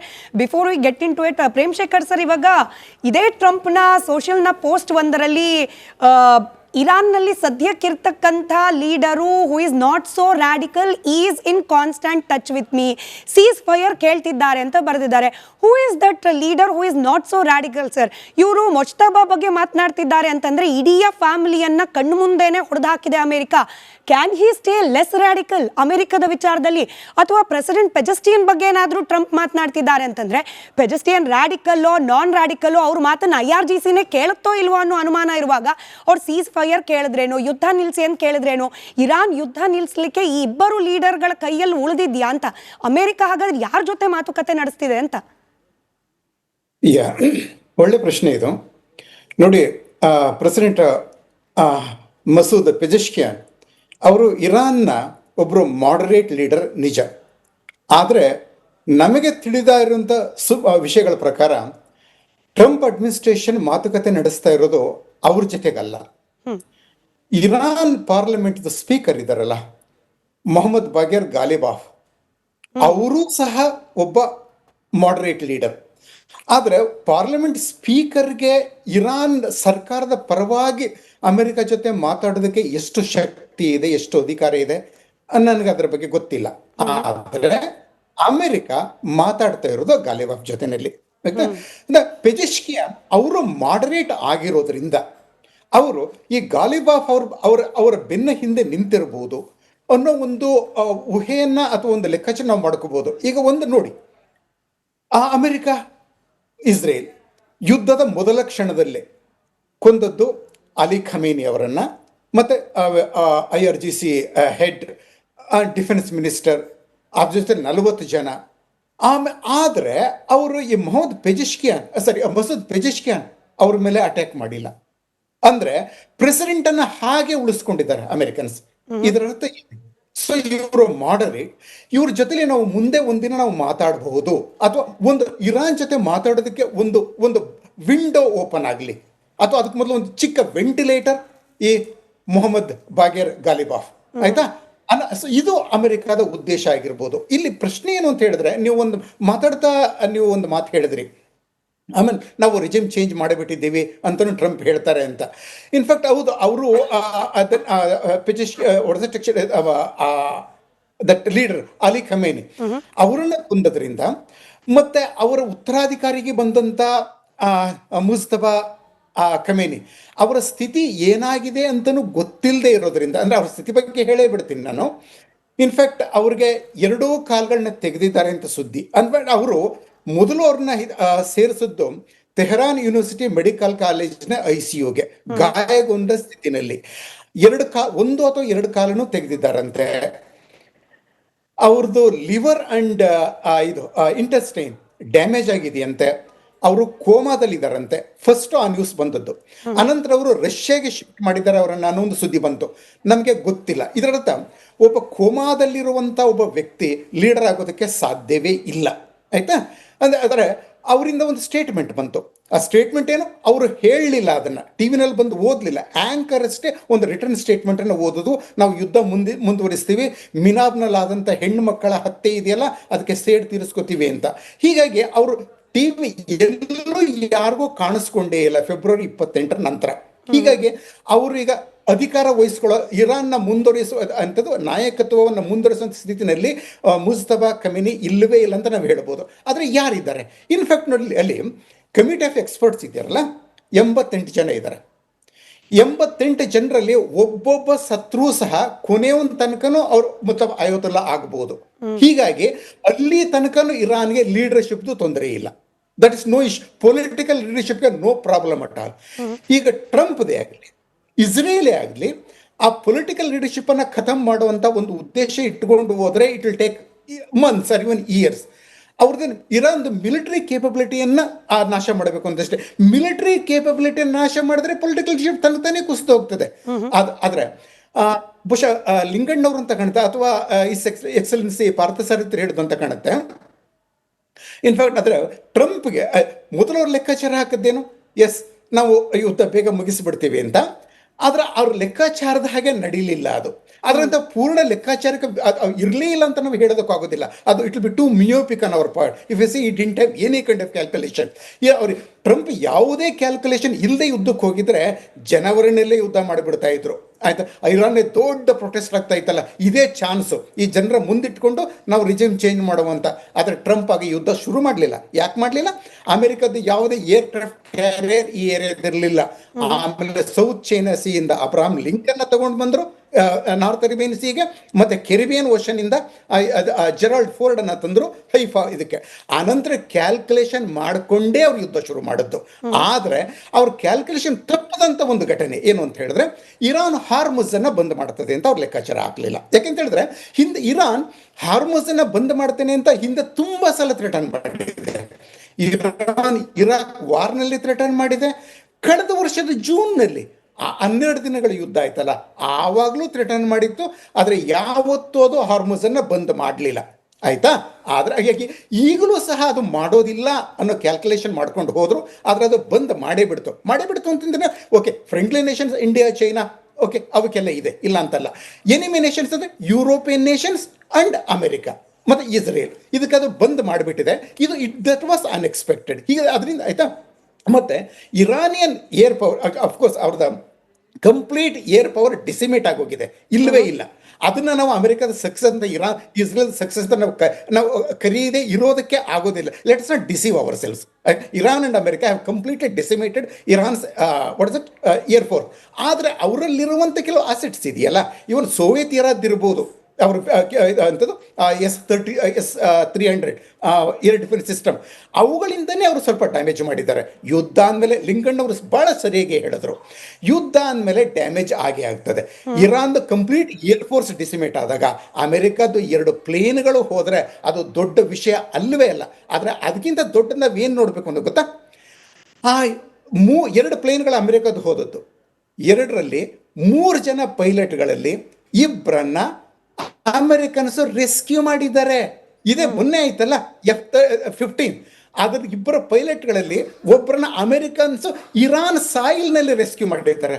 ಅದನ್ನ ನಾವು ದೊಡ್ಡ ಸಾಧನೆ ಅಂತ ಅಂದ್ಕೊಳಕ್ಕಾಗೋದಿಲ್ವಾ? ಅಂದ್ರೆ ಇರಾನ್ ನೆಲದಿಂದಲೇ ಅಮೆರಿಕನ್ಸ್ ತಮ್ಮ ಒಬ್ಬ ಪೈಲಟ್ ಅನ್ನ ಎತ್ಕೊಂಡು ಹೋಗಿದ್ದಾರೆ, ಇನ್ನೊಬ್ಬ ಸಿಗ್ತಾ ಇಲ್ಲ, ಅಮೆರಿಕನ್ ಸಿಗ್ತಾ ಇಲ್ಲ. ಓಕೆ, ಅದು ಬೇರೆ ವಿಷಯ. ಆದ್ರೆ ಇರಾನ್ ಮಾಡಿದ್ದಾರೆ ಅಂತ ಹೇಳಿದ್ರೆ ಇದನ್ನ ಆಕ್ಚುಲಿ ಇರಾನ್ ಎಷ್ಟು ವೀಕ್ ಆಗಿದೆ ತನ್ನ ಪ್ರದೇಶದೊಳಗಡೆ, ಅಮೆರಿಕ ಎಷ್ಟು ಶಕ್ತಿ ಇದೆ, ಇದನ್ನು ನಾವು ಇದು ವಿಷಯದ ಮತ್ತೊಂದು ಮುಖ. ಇದು ಇಲ್ಲಿವರೆಗೂ ನಾವು ಕೇಳೋದು ಒಂದೇ ಮುಖ ಅಷ್ಟೇ, ಅಮೆರಿಕದ ಪ್ಲೇನ್ ಡೌನ್ ಮಾಡಿದ್ದಾರೆ ಅಂತ. ಆದರೆ ರೆಸ್ಕ್ಯೂ ಮಾಡ್ಕೊಂಡು ಹೋಗಿದ್ದಾರೆ ಅನ್ನೋದು ನಾವು ನೋಡಿದ್ರೆ ಅಮೆರಿಕದ ಶಕ್ತಿ ಎಷ್ಟಿದೆ ಅಂತ ಗೊತ್ತಾಗ್ತದೆ. ಸೊ ಹೀಗಾಗಿ ಏನಾಗಿದೆ, we have to wait for some more time. Trump actually ಅವರು ಇವತ್ತು ನಿನ್ನೆ ಹೀಗೆ ಹೇಳಿದ್ರು, ಮೊನ್ನೆ ಈಗಂದ್ರು, ಇವತ್ತು ಹೀಗಂತಾರೆ ಅಂದ್ಕೊಂಡು ಅವರ ಒಂದೊಂದು ದಿನದ ಮಾತುಗಳಿದೆಯಲ್ಲ, ಅದನ್ನು ತಗೊಂಡು ನಾವು ಅದು ಲೆಕ್ಕ ಹಾಕೋಕೆ ಹೋದರೆ ನಮಗೆ ಏನೂ ಅರ್ಥ ಸಿಗೋದಿಲ್ಲ. ಅದನ್ನು ಬಿಡುಬಿಡಿ. ಟ್ರಂಪ್ ಆ್ಯಕ್ಚುಲಿ ಏನು ಮಾಡ್ತಾ ಇದ್ದಾರೆ ಅನ್ನೋದನ್ನು ಮಾತ್ರ ನೋಡಿ, ಜಸ್ಟ್ ಇಗ್ನೋರ್ ವಾಟ್ ಈ ಸೇಸ್. ಯುದ್ಧ ಮುಂದುವರಿಸ್ತಾ ಇದ್ದಾರೆ. ಒಂದು ಚಿಕ್ಕ ಅನುಮಾನ, ಈಗ ಇರಾನು ಅಮೆರಿಕ ಮಾತಲ್ಲಿ ಆಲ್ರೆಡಿ ಕಂಪ್ಲೀಟ್ ಆಗಿ ಶಕ್ತಿಯನ್ನ ಕಳೆದುಕೊಂಡ್ಬಿಟ್ಟಿದೆ, ಏನೂ ಉಳಿದಿಲ್ಲ. ಅಲ್ಲಿನ ಏರ್ ಡಿಫೆನ್ಸ್ ಸಿಸ್ಟಮ್ ಅನ್ನ ಕೂಡ ನಾವು ಹಾಳು ಮಾಡಿಬಿಟ್ಟಿದೀವಿ. ಹಾ, ಆಯ್ತು. ಹಂಗಿದ್ದ ಮೇಲೆ ಅಮೇರಿಕ ಹಂಗೆ ನೋಡಿದ್ರೆ ಸೂಪರ್ ಪವರು, ಹಾಗೆ ಅಲ್ಲಿನ ಫೈಟರ್ ಜೆಟ್ಗಳು ಬೇರೆ ದೇಶಗಳ ಹತ್ರಕ್ಕೂ ಬರದೇ ಇರೋ ರೀತಿಯಲ್ಲಿ ಸ್ಟ್ರಾಂಗ್ ಆಗಿರೋದು, ನಾವು ಉಳಿಸ್ಕೊಂಡು ಬಂದಿದ್ದೆ ದೊಡ್ಡ ಸಾಧನೆ ಅನ್ನೋ ಹಂಗಾಗಿದ್ರೆ ಹೊಡೆದು ಬರಬೇಕಾಗಿತ್ತು. ನಾವು ಉಳ್ಕೊಂಡು ಬಂದ್ವಲ್ಲ ಸಾಧನೆ ಅಂತ ಹೇಳಿ, ಇದು ಯಾಕೋ ಸ್ವಲ್ಪ ಉಲ್ಟಾ ಆಗ್ಬಿಡುತ್ತಲ್ಲ ಅಂತ. ಇಲ್ಲ ಆಕ್ಚುಲಿ ಇಸ್ರೇಲ್ದು ಇನ್ಫ್ಯಾಕ್ಟ್ ಇರಾನ್ ಮೇಲೆ ದಾಳಿ ಮಾಡಿರೋದೆಲ್ಲ ಇಸ್ರೇಲಿ ಏರ್ಕ್ರಾಫ್ಟ್ಗಳು, ಒಂದಕ್ಕೂ ಏನೂ ಆಗಿಲ್ಲ, ಯಾರಿಗೂ ಏನೂ ಆಗಿಲ್ಲ. ಸೊ ಅಮೆರಿಕನ್ಸ್ ಮತ್ತು ಅವರು ದಾಳಿ ಮಾಡಿದ್ದಾರೆ. ಇದರಲ್ಲಿ 2 ಮಾತ್ರ ಹೋದದ್ದು. ನೋಡಿ, ಇರಾಕ್ನ ನೆನಪಿಸ್ಕೊಳ್ಳಿ ನೀವು, ಆಯ್ತಾ? ಇರಾನ್ಗಿಂತ ಬಹಳ ಚಿಕ್ಕದು ಜನಸಂಖ್ಯೆಯಲ್ಲಿ ಅಂಥದ್ದು ಏರಿಯಾದಲ್ಲಿ, ಮತ್ತು ಅದು ಇರಾನ್ ಇರಾಕ್ ವಾರ್ಕಲ್ಲಿ ತುಂಬ ಡ್ಯಾಮೇಜ್ ಆಗಿತ್ತು. ಅನಂತರೂ ಸಹ 91 ವಾರಲ್ಲಿ ಇರಾಕ್ ಎಷ್ಟು ಹಾಳಾಯಿತು ನಿಮಗೆ ಗೊತ್ತಿದೆ. ಆದರೂ ಸಹ 2003ನಲ್ಲಿ ಅಮೆರಿಕನ್ಸ್ ಹೋದಾಗ ಆ ಇರಾಕನ್ನು ಅವರು ಆಕ್ಯುಪೈ ಮಾಡ್ಕೋಬೇಕಾದ್ರೆ ಅವ್ರಿಗೆ ಅದು ಕಂಪ್ಲೀಟ್ ಅದನ್ನು ತಮ್ಮ ಕಂಟ್ರೋಲ್ ತಗೋಬೇಕಾದ್ರೆ ಅವ್ರಿಗೆ 87 ಡೇಸ್ ಬೇಕಾಯಿತು. 87 ನೆನಪಿದೆ ನಿಮಗೆ ಅದೆಲ್ಲ? ಅಂತ ಒಂದು ಸಣ್ಣ ಅಂತ ಶಕ್ತಿಹೀನ ಇರಾಕನ್ನ ಅವರು ತಮ್ಮ ಕಂಟ್ರೋಲ್ ತಗೋಬೇಕಾದ್ರೆ 87 ದಿನಗಳು ಬೇಕಾಯಿತು. ಇರಾಕ್ಕಿಂತ 100 ಪಟ್ಟು ದೊಡ್ಡದಾಗಿರೋ ಅಂದ್ರೆ ಪವರ್ಫುಲ್ ಆಗಿರುವಂಥ, ಅಂದರೆ ಇರಾಕ್ನ ಇದನ್ನ ಸೋಲಿಂದ ಪಾಠ ಕಲ್ತಂಥ ಇರಾನ್ ಏನೆಲ್ಲ ಶಕ್ತಿ ಮಾಡ್ಕೋತು, ಅವರ ಡ್ರೋನ್ಗಳು, ಅವರ ಕ್ಷಿಪಣಿಗಳು ಅಷ್ಟೆಲ್ಲ ತಯಾರು ಮಾಡಿಕೊಂಡ ಇರಾನ್ ಆ ಶಕ್ತಿನ ತೆಗೆಯೋದಕ್ಕೆ ಅಮೆರಿಕಾಗೆ ಎಷ್ಟು ದಿನ ಬೇಕಾಗ್ಬೋದು? ಜಸ್ಟ್ ಲೆಕ್ಕ ಹಾಕಿ ನಾವು ಕಂಪೇರ್ ಮಾಡಿ. ಆಗಿರುವಾಗ ಈ ಯುದ್ಧ ಮುಂದುವರಿತದೆ, ಟ್ರಂಪ್ ಮುಂದುವರಿಸ್ತಾರೆ. ಆದ್ರೆ ಎಲ್ಲಿ ತನಕ ಮುಂದುವರಿತದೆ? ಏರ್ ಪವರ್ ಇಲ್ಲ, ನೇವಿ ಇಲ್ಲ. ಹೌದು, ಎಕ್ಸಲೆನ್ಸಿ ಭಾರತ ಸರ್ ಹೇಳಿದ್ರು ಎಂಥದ್ದು ಇರಾನ್ದು ನೇವಿ ಇಲ್ಲ ಅಂತ. ಎಸ್, ನಾನು ಒಪ್ಕೋತೀನಿ, ನೇವಿ ಇಲ್ಲ. ಆದರೆ ಇರಾನ್ ಪವರ್ ಏನಾಗುತ್ತೆ ಈಗ? ಮಿಸೈಲ್ಸ್ ಅಂಡ್ ಡ್ರೋನ್ಸ್ ಮಾತ್ರ. ಮಿಸೈಲ್ಗಳು ಸಹ ಕಳೆದ ಒಂದು ವಾರದಲ್ಲಿ ಅವರು ಕೇಳಿದ್ದೇನು, ಅದು 70% ಲಾಂಚರ್ಸ್ ಅದು ಹಾಳಾಗೋಗಿದೆ ಅಂತ. ಈ ಒಂದು ವಾರದಲ್ಲಿ ಇನ್ನೊಂದು 10% ಹೋಗಿರ್ಬೋದು. ಎಲ್ಲಿವರೆಗೆ ಆಕ್ಚುಲಿ ಪ್ರಾರಂಭದಲ್ಲಿ ಇರಾನ್ನಲ್ಲಿದ್ದದ್ದು 80,000 ಮಿಸೈಲ್ಸ್, 80,000 ಹ್ಯೂಜ್ ನಂಬರ್. ಇನ್ನು ಆಕ್ಚುಲಿ ಈ ಡ್ರೋನ್ಗಳು ಎಂಥದ್ದು ಶಾಹೀನ್ ಡ್ರೋನ್ಗಳು ಎಷ್ಟಿವೆ ನಮಗೆ ಗೊತ್ತಿಲ್ಲ ಅದರಲ್ಲಿ. ಆದರೆ ಆ 70% 80% ಲಾಂಚರ್ಗಳು ಹಾಳಾದಾಗ ಇವರು ಕ್ಷಿಪಣಿ ಇಟ್ಟುಕೊಂಡ್ರು ಸಹ ಎಲ್ಲಿಂದ ಲಾಂಚ್ ಮಾಡ್ತಾರೆ? ಈಗ ಹೆಚ್ಚು ಉಪಯೋಗಿಸ್ತಿರೋದು ಮೊಬೈಲ್ ಲಾಂಚರ್ಸ್. ಅವು ಸುಲಭವಾಗಿ ಸಿಗೋದಿಲ್ಲ ಅಮೆರಿಕನ್ ಇಸ್ರೇಲಿ ದಾಳಿಗೆ. ಆ ಮೊಬೈಲ್ ಲಾಂಚರ್ಗಳು ಇರೋವರೆಗೂ ಇರಾನ್ ಮಿಸೈಲ್ನ ಲಾಂಚ್ ಮಾಡ್ತಾನೆ ಇರ್ತದೆ. ಮತ್ತೆ ಹಾರ್ಮುಜ್ ಮೇಲೆ ಬೇರೆ ಅವ್ರು ಅಂದುಕೊಳ್ಳುವಂಥ ಎನಿಮಿಗಳು ಯಾವುದೇ ಶಿಪ್ ಅಲ್ಲಿ ಹೋದ್ರೆ ಅವರು ಮಿಸೈಲಿಂದ ಹಿಟ್ ಮಾಡ್ತಾರೆ. ಇರಾನ್ ಏನು ಆರ್ಮಿ ಬರಬೇಕಾಗಿಲ್ಲ. ಅಲ್ಲಿ ಎಲ್ಲಿವರೆಗೆ ಇರಾನ್ದು ಈ ಮಿಸೈಲ್ ಕೇಪಬಿಲಿಟಿ ಇರ್ತದೆ ಅಲ್ಲಿವರೆಗೆ ಅಮೆರಿಕಾದ ಆಟ ಪೂರ್ಣವಾಗಿ ನಡೆಯೋದಿಲ್ಲ. ಆಯ್ತಾ? ಹೀಗಾಗಿ let us wait, it will take 2-3 weeks more. Yes. And it will end in Iran's defeat. Yes, sir. Okay.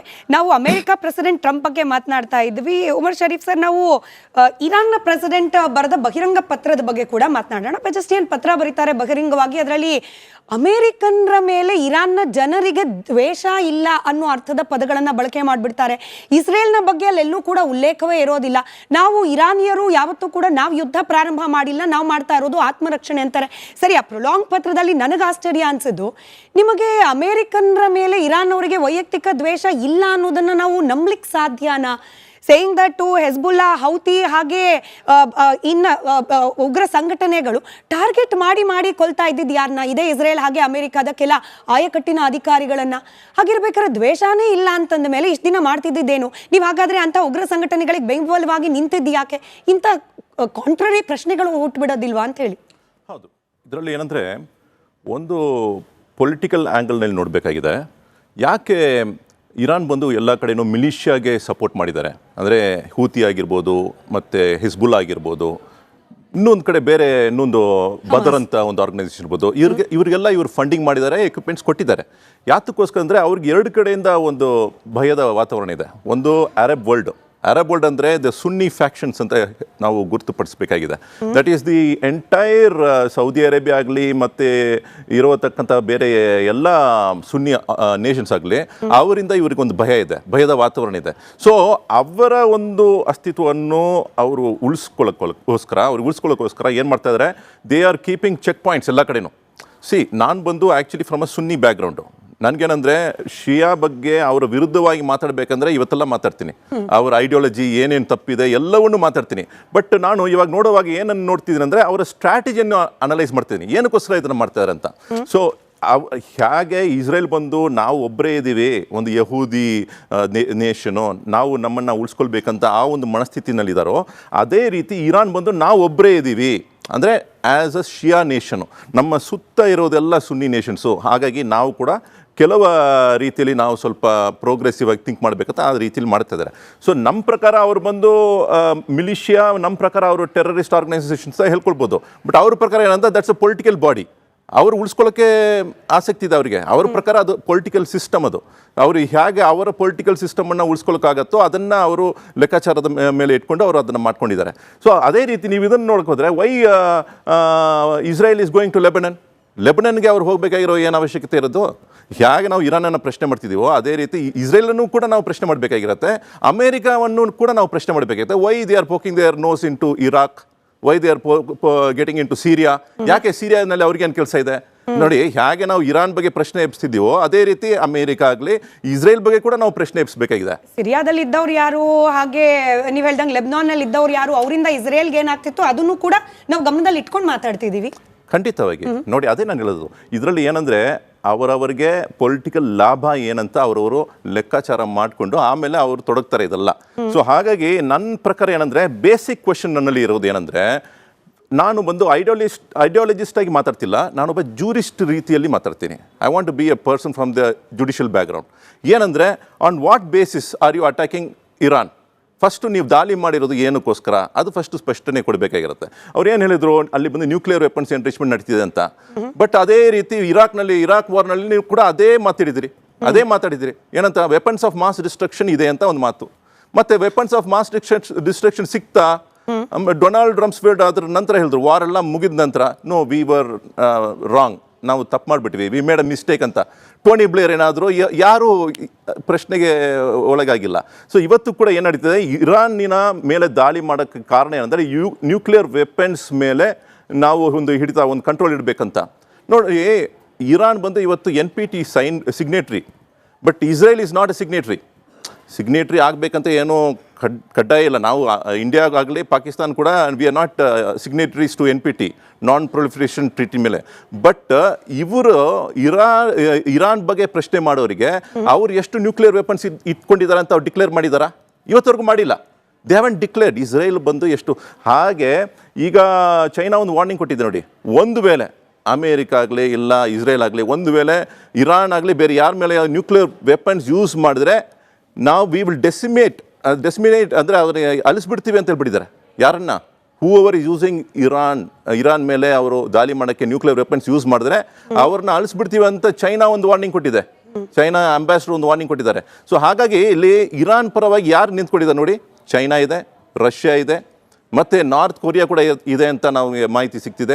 So ನಮಗೇನಂದರೆ, we are not looking at, ನಾವು ಇರಾನ್ ವಿರೋಧಿನೂ ಕೂಡ ಇಲ್ಲ, ನಾವು ಅಮೇರಿಕ ವಿರೋಧಿ ಕೂಡ ಇಲ್ಲ.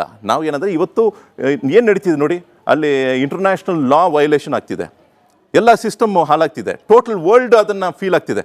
ನಮ್ಮ ರೋಡ್ನಲ್ಲಿ ಇರೋತಕ್ಕಂಥ ಜನರಿಗೆ ನಮಗೆ ಗ್ಯಾಸ್ ಸಿಗ್ತಿಲ್ಲ, ಮತ್ತು ನಾವು ಆಟೋ ಡ್ರೈವರ್ಗೆ ಗ್ಯಾಸ್ ಸಿಗ್ತಿಲ್ಲ. ಇದೆಲ್ಲ ಏನಾಗುತ್ತೆ? ಇದೆಲ್ಲ ಪರಿಣಾಮಗಳು. ಎಲ್ಲೋ ಒಂದು ಕಡೆ ಒಂದು ತಪ್ಪು ನಡೆದ್ರೆ ನಾವು ಫೀಲ್ ಮಾಡ್ತೀವಿ. ಆದ್ದರಿಂದ ನಾವು ಕೂಡ ಏನು ಕೊಡ್ತೀವಿ, ಭಾರತ ಒಂದು ನಿಲುವನ್ನು ತಗೊಳ್ಬೇಕಂತ. We have to take a stand, we have to put an end to this war ಅಂತ ಹೇಳಬೇಕಾಗಿರುತ್ತೆ. ನೋಡಿ, ಅದು ಹೇಳಬೇಕಾಗಿರುತ್ತಲ್ಲ. ನೋಡಿ, ಎಷ್ಟು ಧೈರ್ಯವಾಗಿ ಸ್ಪ್ಯಾನಿಷ್ ಪ್ರೈಮ್ ಮಿನಿಸ್ಟ್ರು ಅದೇ ಪೆಡ್ರೋ ಸ್ಯಾಂಚೆಸ್ ಓಪನ್ ಆಗಿ ಹೇಳಿದ್ರು, ನಾನು ನಿಮಗೆ ಸಹಾಯ ಮಾಡಲ್ಲ. ಎಲ್ಲರೂ ಓಪನ್ ಆಗಿ ಮಾತಾಡ್ತಿದೆ. ಸ್ವೀಡನ್ ಓಪನ್ ಆಗಿ ಮಾತಾಡ್ತಿದೆ, ಜರ್ಮನಿ ಓಪನ್ ಆಗಿ ಮಾತಾಡ್ತಿದೆ.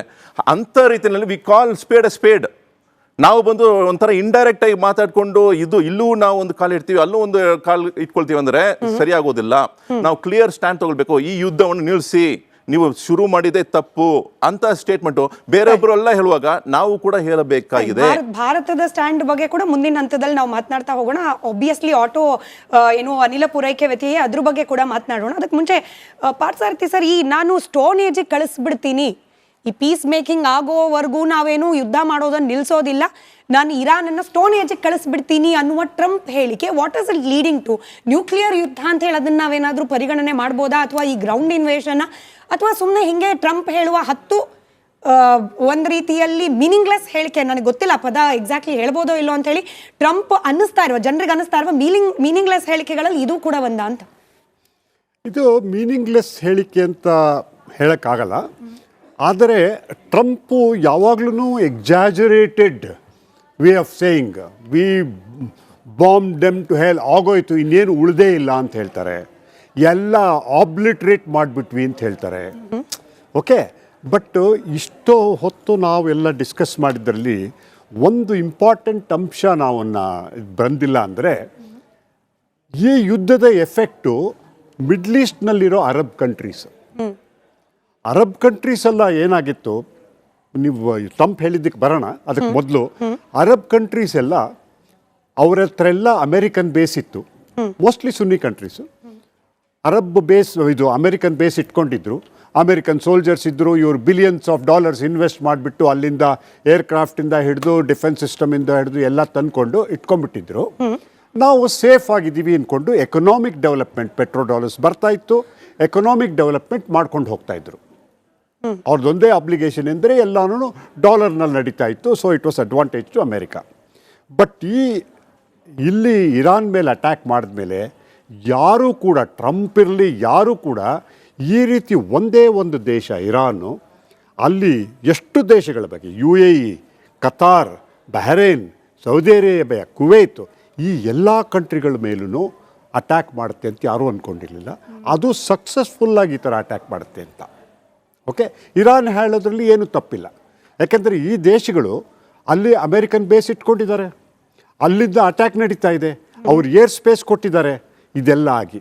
ಆದ್ದರಿಂದ ಇವಾಗ ಏನಾಗ್ತಾ ಇದೆ ಅಂದರೆ ಟ್ರಂಪ್ ಏನಾದ್ರೂ ಇದೇ ಥರ I will bomb Iran to stone age ಅಂದ್ಬಿಟ್ಟು ಕಂಟಿನ್ಯೂಸ್ ಆಗಿ ಇನ್ನೂ ಬೇಕಾದಷ್ಟು ಅವ್ರ ಹತ್ರ ಇದೆ, ಪವರ್ಫುಲ್ ಬಾಂಬ್ಸ್ ಇದೆ, ಮಿಸೈಲ್ಸ್ ಇದೆ, ಎಲ್ಲ ಇದೆ ಅಮೇರಿಕಾ ಹತ್ರ. ಅವರು ಇನ್ನೇನು ಮಾಡೋಕ್ಕಾಗ್ತಾ ಇಲ್ಲ, ಯಾಕಂದರೆ ಸ್ಟ್ರೇಟ್ ಆಫ್ ಹಾರ್ಮುಜ್ ಓಪನ್ ಮಾಡೋಕ್ಕಾಗ್ತಾ ಇಲ್ಲ. ಅವರು ಇವಾಗ ಇದರಲ್ಲಿ ಅಟ್ಯಾಕ್ ಮಾಡೋಕ್ಕೆ ಹೋದರೂ ಅಲ್ಲಿ ಗೊತ್ತಾಯಿತು ಏನೇ ಇಲ್ಲ ಅಂದರೂ ಅವ್ರ ಹತ್ರ ಏರ್ಫೋರ್ಸ್ ಇಲ್ಲದೆ ಇದ್ದರೂ ಪರವಾಗಿಲ್ಲ, ಏನಿಲ್ಲದೆ ಇದ್ದರೂ ಪರವಾಗಿಲ್ಲ, ಸ್ವಲ್ಪ ಡೇಂಜರ್ ಇದೆ ಅಂತ. ಇದರಿಂದ ಪುನಃ ಅವರು ಕೋಪ ಬಂದು ಅವರು ಕಂಟಿನ್ಯೂಸ್ ಆಗಿ ಇನ್ನು ಬಾಂಬ್ ಮಾಡ್ತಾನೆ ಇರ್ತೀವಿ ಅಂತ ಹೋದರೆ ಒಂದು ಇರಾನು ಡಿಸ್ಟ್ರಾಯ್ ಆಗ್ತಾನೆ ಹೋಗುತ್ತೆ. ಅದ್ರ ಜೊತೆಗೆ ಈ ಅರಬ್ ಕಂಟ್ರೀಸ್ ಇದೆಯಲ್ಲ, ಈ ಕಂಟ್ರೀಸ್ ಆಲ್ರೆಡಿ UAE ಮೇಲೆ ನಿನ್ನೆ ಒಂದು ದಿವಸನೇ ಸುಮಾರು ಅಟ್ಯಾಕ್ ನಡೆದಿದೆ. ಇದೇ ಥರ ಅಲ್ಲಿ ಡಿಸ್ಯಾಲಿನೇಷನ್ ಪ್ಲಾಂಟ್ಸು, ಅಲ್ಲಿ ಆಯಿಲ್ ಇದು ಇನ್ಫ್ರಾಸ್ಟ್ರಕ್ಚರು ಈ ಥರದ್ದೆಲ್ಲ ಹೋಗ್ತಾ ಇತ್ತು ಅಂದರೆ ಇದರಿಂದ ಪ್ರಪಂಚದಲ್ಲಿ ಪ್ರತಿಯೊಬ್ಬರಿಗೂ ತೊಂದರೆ ಆಗುತ್ತೆ. ಇಂಡಿಯಾ ಏನು ಎಕ್ಸೆಪ್ಷನ್ ಇಲ್ಲ. ಅಲ್ಲಿ ನಾವು 1480 ಮಿಲಿಯನ್ ಪೀಪಲ್ ಇಟ್ಕೊಂಡು ಕನ್ಸಂಪ್ಷನ್ ಎಷ್ಟಿರುತ್ತೆ ಪ್ರತಿ ಇದಕ್ಕೆ ನಡೀತಾನೆ ಇರುತ್ತೆ. ಏನಂತಂದರೆ ಇರಾನು ಅಸಿಮೆಟ್ರಿಕ್ ವಾರ್ಫೇರು ಅವ್ರ ಸಿಸ್ಟಮ್ ಯಾವ ಥರ ಇದೆ ಅಂದರೆ ನೀವೇನೇ ಚೇಂಜ್ ಮಾಡಿರ್ಬೋದು, ಯಾವುದೇ ಇರ್ಬೋದು, ಬಟ್ ಏನು ಅಂದರೆ ಅವರು ಸರೆಂಡರ್ ಆಗದೇನೆ ಅವರು ಈ ಥರ ವಾರ್ ಆಫ್ ಅಟ್ರಿಷನ್ ಮಾಡ್ತಾನೆ ಇರ್ಬೋದು. ಅವರು ಒಂದು ದಿವಸ ವಾರ್ ಆಫ್ ಅಟ್ರಿಷನ್ ಮಾಡಿದ್ರೆ ಎಷ್ಟು ಖರ್ಚಾಗುತ್ತೆ ಅವ್ರಿಗೆ, ಅದರ 10 ಟೈಮ್ಸ್ ಖರ್ಚು ಅಮೆರಿಕಾಗಾಗತ್ತೆ, ಇಸ್ರೇಲ್ಗಾಗತ್ತೆ. ಆ್ಯಂಡ್ ಅಷ್ಟರಷ್ಟು ಅರಬ್ ದೇಶಗಳಿಗೆ ತೊಂದರೆ ಆಗ್ತಾ ಇದೆ ಇಮಿಡಿಯೇಟ್ ಆಗಿ. ಅದೇ ಥರ ಹೇಗೆ ನಡೆಯುತ್ತೆ ಇವಾಗ ಅವ್ರು ಹೇಳಿದಾಗೆ ಇಲ್ಲಿ ಒಬ್ಬ ಪೈಲಟ್ ಹೋಗಿದ್ದಕ್ಕೆ ವಾರಲ್ಲೇ ಡ್ಯಾಮೇಜ್ ಆಗುತ್ತೆ ಎರಡು ಕಡೆಗೂ. ಅಂದರೆ ಒಬ್ಬ ಪೈಲಟ್ ಸಿಗದೆ ಇರೋದ್ರಿಂದ ಎಷ್ಟು ತಳಮಳ ಆಗ್ತಾ ಇದೆ, ಎಷ್ಟು ಡಿಸ್ಪ್ರಪೋರ್ಷನೇಟ್ ಇಂಟ್ರೆಸ್ಟ್ ಜನರೇಟ್ ಆಗ್ತಾ ಇದೆ. ಆದರೆ ಇರಾನ್ 1000 ಜನ ಸತ್ರೂ ಅದು ಮಾರ್ಟೈರ್ಡಮ್ ತಡ್ಕೊಳ್ಬೋದು. ಆದರೆ ಅದೇ ಥರ ಅಮೇರಿಕಾ ತಡ್ಕೊಳ್ಳೋಕ್ಕಾಗತ್ತಾ? ಎಷ್ಟು ದಿವಸ ಇದನ್ನು ಸಸ್ಟೈನ್ ಮಾಡ್ಬೋದು? ಅದೇ ಕ್ವಶನ್ನು. ಕೊನೆಯಲ್ಲಿ ಇರಾನ್ ಡಿಫೀಟ್ ಆಗುತ್ತೆಯೋ ಇಲ್ವೋ ಅದು ಬೇರೆ ವಿಷಯ. ಡಿಫೀಟ್ ಅನ್ನೋದು ಹೇಗೆ ಅನ್ನೋದನ್ನು ಡಿಸೈಡ್ ಮಾಡ್ಬೋದು. ಬಟ್ ಎಷ್ಟು ದಿವಸ ಇದೇ ರೀತಿ ಅಮೇರಿಕಾ ಅಲ್ಲಿದ್ದುಕೊಂಡು ಅಕಸ್ಮಾತ್ ಏನಾದ್ರು ಅವ್ರ ಬಾಡಿ ಬ್ಯಾಗ್ಸ್ ಬರೋಕ್ಕೆ ಶುರುವಾದರೆ ಗ್ರೌಂಡ್ ಡೆಫೆನ್ಸಿವ್ ಮಾಡೋಕ್ಕೆ ಹೋಗಿ ಎಷ್ಟು ದಿವಸ ಅಮೇರಿಕಾ ಇದನ್ನು ತಡ್ಕೊಳ್ಳೋಕ್ಕಾಗುತ್ತೆ? ಆನ್ ಗ್ರೌಂಡ್ ಅಂದ್ರೆ ಯುದ್ಧ ಭೂಮಿಯಲ್ಲಿ ಸೋಲು ಅನ್ನೋದಕ್ಕಿಂತ ಅಮೆರಿಕದ ಒಳಗಾಗ್ತಾ ಇರುವ ತಳಮಳಗಳು. ಹೌದು, ಅದು ಭಾಳ ಇಂಪಾರ್ಟೆಂಟ್. ಯಾಕೆಂದರೆ ಇದೇ ರೀತಿ ಇರಾನು ಇನ್ನೂ 3 ತಿಂಗಳಾಗ್ಬೋದು, ಅವರು ಲಾಸ್ ಆಗ್ತಾ ಇರ್ಬೋದು, ಬಟ್ ಅವ್ರಿಗೆ ತಡ್ಕೊಳ್ಳೋ ಶಕ್ತಿ ಇದೆ ಅವ್ರಿಗೆ. ಆದರೆ ಅಮೇರಿಕಾ ಅವರ ಫೇಸ್ ಉಳಿಸ್ಕೊಂಡು ಅವರು ಲಾಸ್ ಏನಾಗುತ್ತೆ ಅದನ್ನು ತಡ್ಕೊಂಡು ಅವರು ಈ ವಾರನ್ನು ಕಂಟಿನ್ಯೂ ಅಷ್ಟು ಶಕ್ತಿ ಅವ್ರಿಗಿದೆಯಾ ಅದನ್ನು ನೋಡಬೇಕಾಗಿದೆ. ಈಗ ಅಮೆರಿಕಾದಲ್ಲಿ 60% ಜನಕ್ಕೆ ಟ್ರಂಪ್ ಮಾಡ್ತಾ ಇರೋದು ಸರಿಯಲ್ಲ ಅನ್ನೋ ಒಪಿನಿಯನ್ ಇದೆಯಂತೆ, ಸರ್ವೆ ಹೇಳ್ತಾ ಇದೆ. ಅದರ ಜೊತೆಯಲ್ಲಿ ಟ್ರಂಪ್ ಒಳಗಡೆ ನಡೆಸ್ತಾ ಇರುವ ಕೆಲವೊಂದು ಸ್ಯಾಕಿಂಗ್ ಪ್ರಾಸೆಸ್ಸು, ಇದರ ಜೊತೆಯಲ್ಲಿ ಅಪ್ರೂವಲ್ ರೇಟಿಂಗ್ ಅಲ್ಲೂ ಕೂಡ ಕುಸಿತ ಆಗ್ತಾ ಇರೋದು, ಯುದ್ಧದ ಸಂದರ್ಭದಲ್ಲಿ ಇದು ಏನು ಮೆಸೇಜ್ ಪಾಸ್ ಮಾಡ್ತಾ ಇದೆ ಅಂತ ಹೇಳಿ?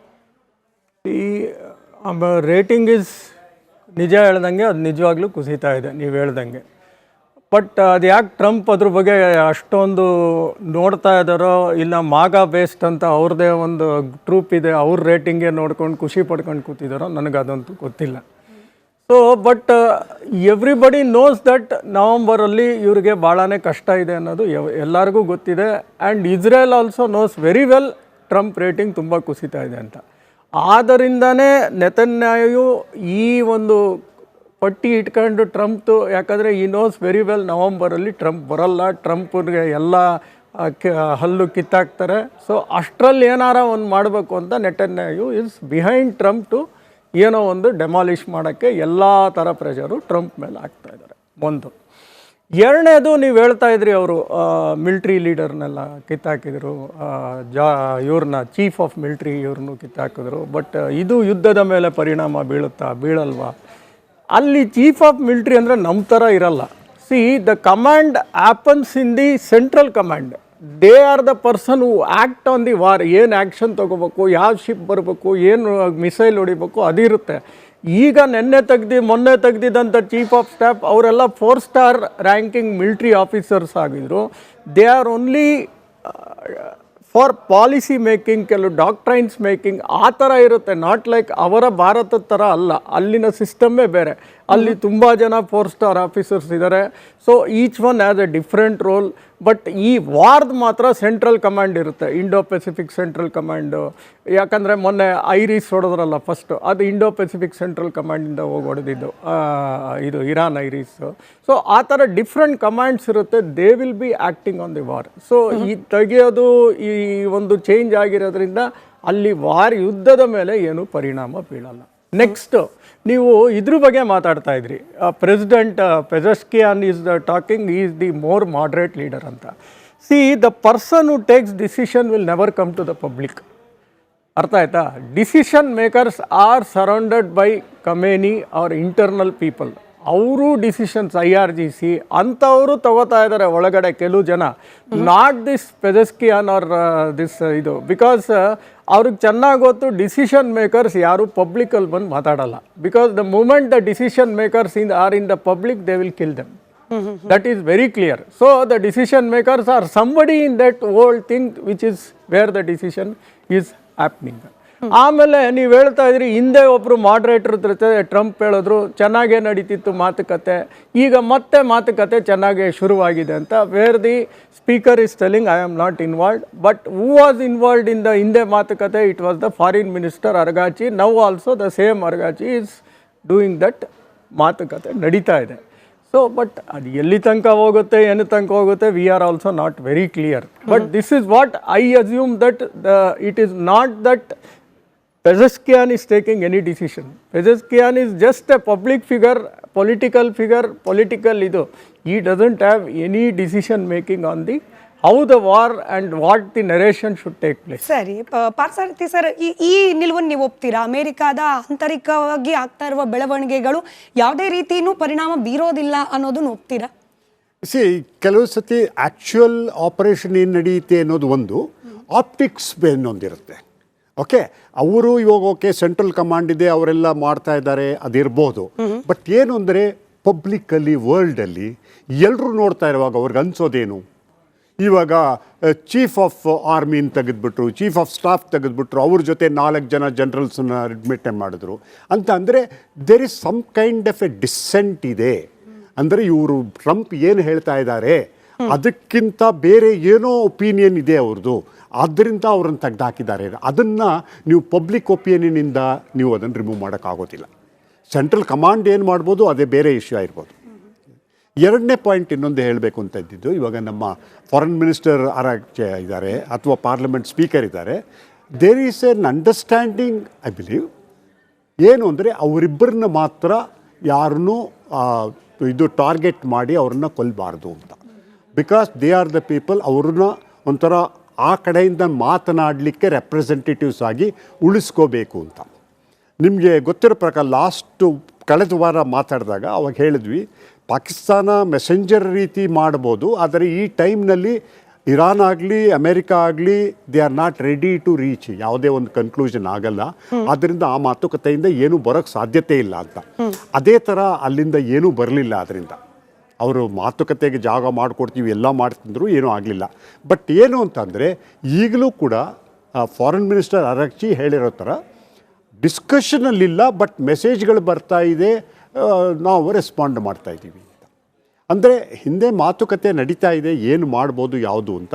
ಬಟ್ ಏನು ಅಂದರೆ ಪರ್ಟಿಕ್ಯುಲರ್ಲಿ ನಿನ್ನೆ ಆದಮೇಲೆ ಪ್ಲಸ್ ಈ ಥರ ಬಾಂಬಿಂಗ್ ಕಂಟಿನ್ಯೂಸ್ ಆಗಿ ಆಗ್ತಾಯಿದ್ರೆ, ಆ್ಯಸ್ ಲಾಂಗ್ ಆಸ್ ಇಸ್ರೇಲ್ನ ಗೋಲನ್ನು ಮೀಟ್ ಮಾಡೋದಕ್ಕೆ ಅಮೇರಿಕಾ ವರ್ಕ್ ಮಾಡ್ತಾ ಇದ್ದರೆ ಇಲ್ಲಿ ಯಾವುದೇ ರೀತಿಯ ಒಡಂಬಡಿಕೆ ಸಾಧ್ಯತೆ ಕಾಣೋದಿಲ್ಲ. ಒಂದು.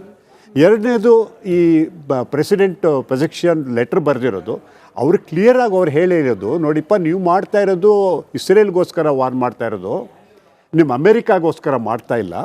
ಯಾಕೆಂದರೆ ಭಾಳ ಜನಕ್ಕೆ ಯಾತಕ್ಕೆ ವಾರ ಆಗ್ತಾ ಇದೆ ಅಂತ ಅಮೇರಿಕಾದಲ್ಲಿ, ಇಲ್ಲಿ ಏನಕ್ಕೆ ವಾರ ಆಗ್ತಾ ಇದೆ ಅಂತ ಇನ್ನೂ ಗೊತ್ತಿಲ್ಲ ಅವರು. ಪ್ಲಸ್ ಇನ್ನೊಂದೇನು ಅಂದರೆ, ನಮಗೇನೋ ತೊಂದರೆ ಆಗ್ತಾ ಇದೆ, ಅದರಿಂದ ನಮ್ಮ ಆರ್ಮಿ ನೇವಿಗಳು ನಮ್ಮನ್ನು ಡಿಫೆಂಡ್ ಮಾಡ್ತಾ ಇದ್ದಾರೆ ಅಂತ ನೀವು ಅಂದ್ಕೊಂಡ್ರೆ, ನಮ್ಮ ಜನ ಕೂಡ ಯಾವುದಾದ್ರೂ ಒಂದು ಸ್ಯಾಕ್ರಿಫೈಸ್ ಮಾಡಬೇಕು ಅಂದರೆ ಆ ಸ್ಯಾಕ್ರಿಫೈಸಿಗೆ ರೆಡಿಯಾಗಿರ್ತಾರೆ. ನಮಗೆ ತೊಂದರೆ ಆಗಿದ್ದನ್ನು ತಡಿತಾ ಇದ್ದಾರೆ ಅಂತ. ಬಟ್ ಈಗ ಅಮೇರಿಕಾ ಜನತೆಗೆ ಅವ್ರಿಗೆ ಪೆಟ್ರೋಲ್ ಫ್ಯೂಸಲ್ ಜಾಸ್ತಿ ಆಗ್ತಾ ಇದೆ, ಟ್ರಾವೆಲ್ ಜಾಸ್ತಿ ಆಗ್ತಾ ಇದೆ, ಗ್ರೋಸರಿ ಪ್ರೈಸಸ್ ಜಾಸ್ತಿ ಆಗ್ತಾಯಿದೆ, ಇದೆಲ್ಲ ಆಗ್ತಾ ಇದೆ. ನಾವು ಯಾತಕ್ಕೆ ಮಾಡ್ತಾ ಇದ್ದೀವಿ? ನಮಗದರಿಂದ ಲಾಸ್ ಅಥವಾ ಗೇನ್, ಈ ವಾರಿಂದ ಏನು ಲಾಸ್ ಆಗ್ತಾ ಇದೆ ಅಥವಾ ಗೇನ್ ಆಗ್ತಾ ಇದೆ, ಅದು ಐ ಥಿಂಕ್ ಜನಗಳಿಗೆ ಅದು ಅವ್ರಿಗೆ ಅರ್ಥನೂ ಆಗ್ತಾ ಇಲ್ಲ, ಯಾರೂ ಅರ್ಥನೂ ಮಾಡಿಸ್ತಾ ಇಲ್ಲ. ಆದ್ದರಿಂದ ಇನ್ನೊಂದೇನಾಗಿದೆ, ಇದರಿಂದ ಟ್ರಂಪ್ಗೆ ಇಲ್ಲಿ ಅವರು ನಾನು ವಿನ್ ಆದೆ ಅಥವಾ ಏನೋ ಡಿಕ್ಲೇರ್ ಮಾಡಿ ಹೊರಗಡೆ ಬರೋಣ ಅಂದರೆ ಹೊರಗಡೆ ಬರೋಕ್ಕೂ ಆಗ್ತಾ ಇಲ್ಲ.